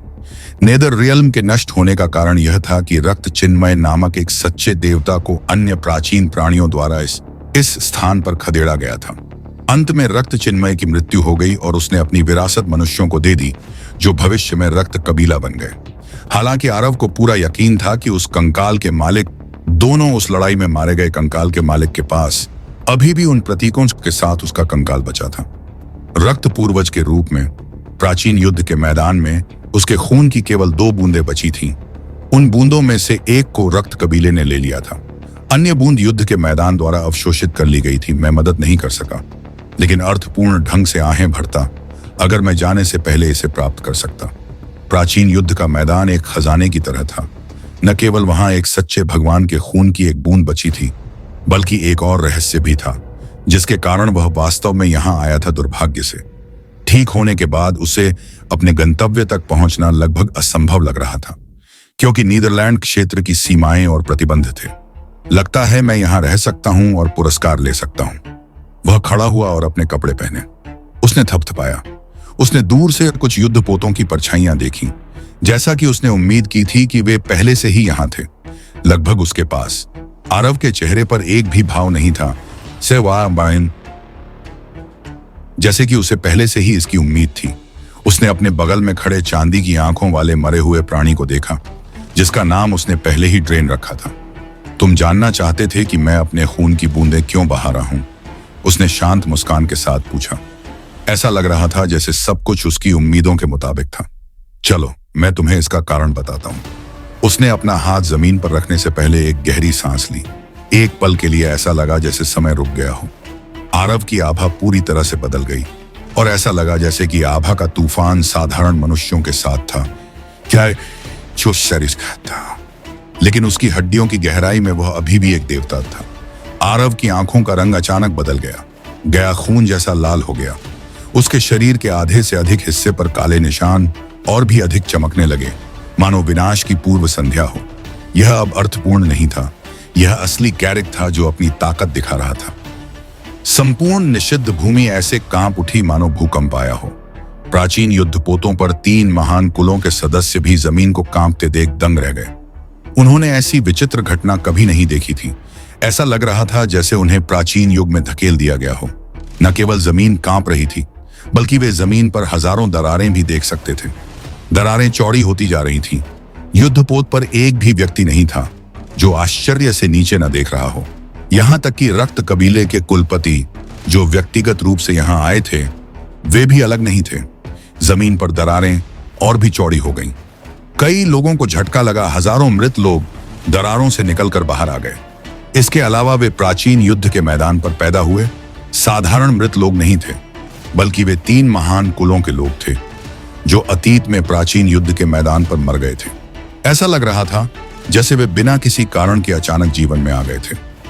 मृत कबीले सबसे ज्यादा हैरान थे, क्योंकि उन्हें लगा कि जमीन पर मृत लोग अलग थे। न केवल 3 महान कुलों के सदस्य मृत लोगों के रूप में जीवन में वापस आ गए थे, लेकिन वहां कुछ प्राचीन जानवरों की लाशें भी थीं जो उड़ सकते थे और जो वापस जीवित हो गए थे। इससे भी अधिक चौंकाने वाली बात यह थी कि युद्ध जहाजों पर अचानक एक अजीब लेकिन शक्तिशाली दबाव पड़ा, जिसने युद्ध जहाजों को जमीन पर खींच लिया और उन्हें उड़ने में असमर्थ बना दिया। जब 3 महान कबीले अभी भी हवा में थे, तो वे उन प्राचीन मृत जानवरों को छोड़कर मृतकों की भीड़ से आसानी से बच सकते थे जो हवा में उड़ सकते थे। हालांकि अब जब जहाज उड़ने में असमर्थ थे, तो उनके पास मृतकों की भीड़ के बीच से चलने और उन्हें मारने के अलावा कोई विकल्प नहीं था। 3 महान कबीले पुरानी पीढ़ी में एक भी व्यक्ति नहीं था जो यह नहीं जानता था कि इस घात के पीछे कौन था। हालांकि वे यह जानते थे वे लड़ने के अलावा कुछ नहीं कर सकते थे। आप उन्हें नियंत्रित कर रहे हैं? ड्रेन ने थोड़ा आश्चर्यचकित होकर पूछा। अरव को केवल अपने खून का उपयोग करके हजारों मृत प्राणियों को नियंत्रित करते देखना पूरी तरह से उसकी उम्मीदों से परे था। खासकर इसलिए उन सभी प्राचीन युद्ध जहाजों को नीचे उतारना आसान नहीं था। आत्मा की भूमि में वापस। हेलो दोस्तों, ये हमारा वीडियो है। वीडियो को आप ले सकते हैं, हमें कोई समस्या नहीं है। नॉवेल ऑफ किंग चैनल को सब्सक्राइब करें। तो लाइक, शेयर और ज्यादा से ज्यादा कमेंट करना। अगले पार्ट के लिए धन्यवाद। धीरज अभी भी आत्मा की भूमि में और भी गहराई में जा रहा था। वह इस बात को लेकर थोड़ा उत्सुक था कि जिया युद्ध में कैसा प्रदर्शन कर रही थी। आत्मा की भूमि की यात्रा में उसे वास्तव में अब तक जितना लग जाना चाहिए था, उससे अधिक समय लगा। लेकिन उसने अभी तक सूर्यांश और देवांश को नहीं खोजा था, सौभाग्य से। इस दौरान वह आत्मा की भूमि के मुख्य क्षेत्र में पहुंच गया। उसने अपने चारों ओर हजारों अजीब काले खंभे देखे। इसके अलावा उन प्रत्येक खंभे से एक आत्मा बंधी हुई थी। वे सभी आत्माएं ऐसी लग रही थीं जैसे वे बहुत दर्द से गुजर रही हों, लेकिन वे हिल भी नहीं पा रही थीं। खुद को मुक्त करना तो दूर की बात थी। धीरज ने अपने सिर के पीछे खुजलाया और कांप उठा। हालांकि उसने सूर्यांश और देवांश को पहले भी देखा था, लेकिन इन हजारों आत्माओं के बीच उनकी आत्माओं को खोजना बहुत मुश्किल था। यह ऐसा था जैसे वह घास के ढेर में सुई ढूंढ रहा। उसने एक गहरी सांस ली और खुद को एक लंबी रात के लिए तैयार किया। वह एक छाया में बदल गया और आखिरकार हजारों आत्माओं के बीच 2 आत्माओं को ढूंढना शुरू कर दिया। वह केवल यह आशा कर सकता था कि इस बीच जिया की आध्यात्मिक शक्ति समाप्त न हो जाए। यदि वह मृत रक्षकों को नहीं ढूंढ पाया इसे तो स्थिति बद से बदतर होती जाएगी। चारों ओर युद्ध की आवाजें गूंज रही थीं। जिया अकेली 100 से लड़ सकती थी। वह 100 से अधिक मृत रक्षकों का सामना कर रही थी और उन्हें रोक रही थी। जब भी उसे मौका मिलता वह घातक हमला करना नहीं भूलती थी। हालांकि उसने इससे बचने की कोशिश की, लेकिन उसे सभी को रोकना था और इसके लिए उसे अपनी ताकत बचानी थी। भले ही उसने यहां आधे रक्षकों को मार डाला और खुद को पूरी तरह से थका दिया, उसे यह भी लगा कि अगर धीरज जल्दी वापस नहीं लौटा तो वह मुसीबत में पड़ जाएगी। 4 घंटे से ज्यादा हो गए थे। 70 घंटे बीत गए। धीरज बिना रुके या अपनी थकान की परवाह किए खोजता रहा। दुर्भाग्य से उसे अभी भी सूर्यांश और देवांश की आत्माएं नहीं मिली थीं। जैसे जैसे समय बीतता गया, धीरज को भी चिंता होने लगी। सोल लैंड में प्रवेश किए उसे लगभग 11 घंटे हो चुके थे। उसे बाहर की चिंता होने लगी। वह सोच रहा था कि क्या जिया अभी भी टिकी हुई है। अरे कितना समय लगेगा, मेरी किस्मत इतनी खराब क्यों है। जितना अधिक समय लग रहा था वह उतना ही निराश हो रहा था क्योंकि उसका शरीर बिजली की तरह एक जगह से दूसरी जगह चमकने लगा था। रुको, क्या वह है? वह अचानक रुक गया। वह स्तब्ध था क्योंकि उसका दिमाग उस दृश्य को संसाधित कर रहा था जो उसने पहले देखा था, क्योंकि वह इतनी तेजी से आगे बढ़ रहा था। पप्पा है उसके पास रुकने